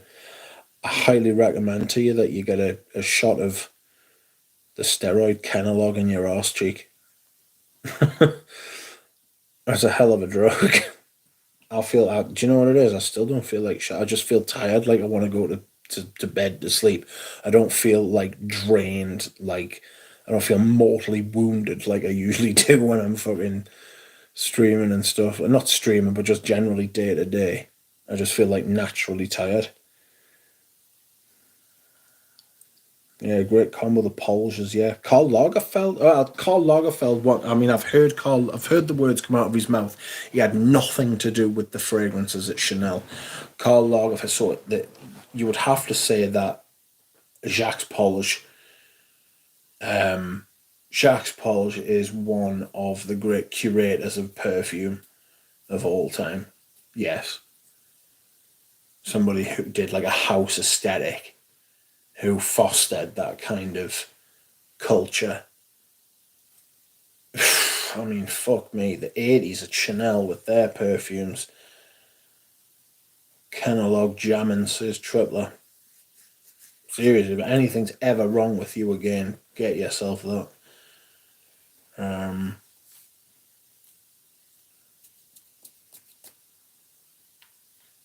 Coty and Henri Robert. Yeah. You could say that Chanel herself was very good at it.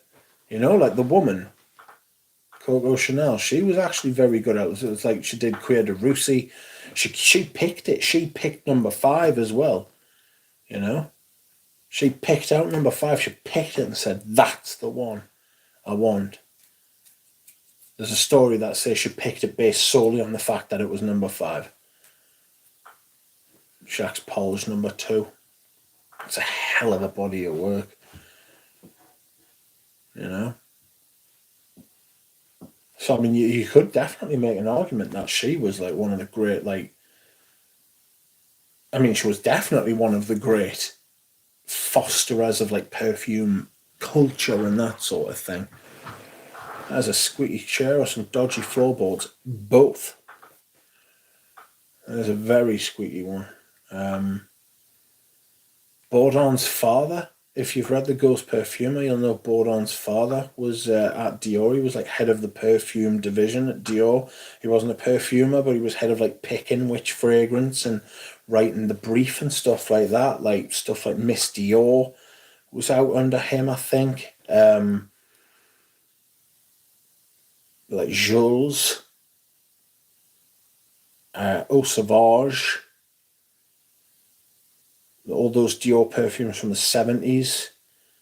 I don't know if he was still there when Fahrenheit came out, Duchamp. I mean, if he was, I mean, that would put him in the footing, put him in the conversation, full stop, wouldn't it? This is an interesting topic, a very interesting topic, actually. Contributions to perfume culture. There are many. Reminders, and we'll talk about it next time as well. I enjoyed that. Whoever owns fucking Etat Libre d'Orange, they're not as good as they used to be, but they made some outrageous stuff. Anyway, almost too big a topic to cut. Yeah, it feels like you would have to dice it up a little bit, doesn't it? You know what I mean? Like do it by decade or something like that, or do it by like, because I don't think you could genuinely, out of all those people I've mentioned, I don't know that you could pick one as who made the biggest footprint, who made the biggest fucking impact on perfume, you know? Jesus. Anyway, I'm off. I'm going to sleep. I might have a sandwich, but I'm going. 47 likes. Outrageous. I'm buzzing with that. I know, Pop Femo, I know. I don't particularly want to go either, but if not, I'm going to end up falling asleep on stream. And my voice has given up on us as well, which is a shame, but I feel great. And I'm fucking buzzing that I've been able to do this stream. I will do a video tomorrow finishing off the Anatole Le Bretons for you and me. 48 likes here. We'll catch up later. Welcome, Zhao. Yeah, buddy. I hope you're well. 50 likes. I was secretly hoping we'd get a 51. I was secretly hoping we'd get to 50, but I didn't want to be like, I thought this was a 24-hour stream. Fucking, feels like I've done a 24-hour stream. Anyway, I am going to go. Thank you very much, everybody. I will see you all again soon.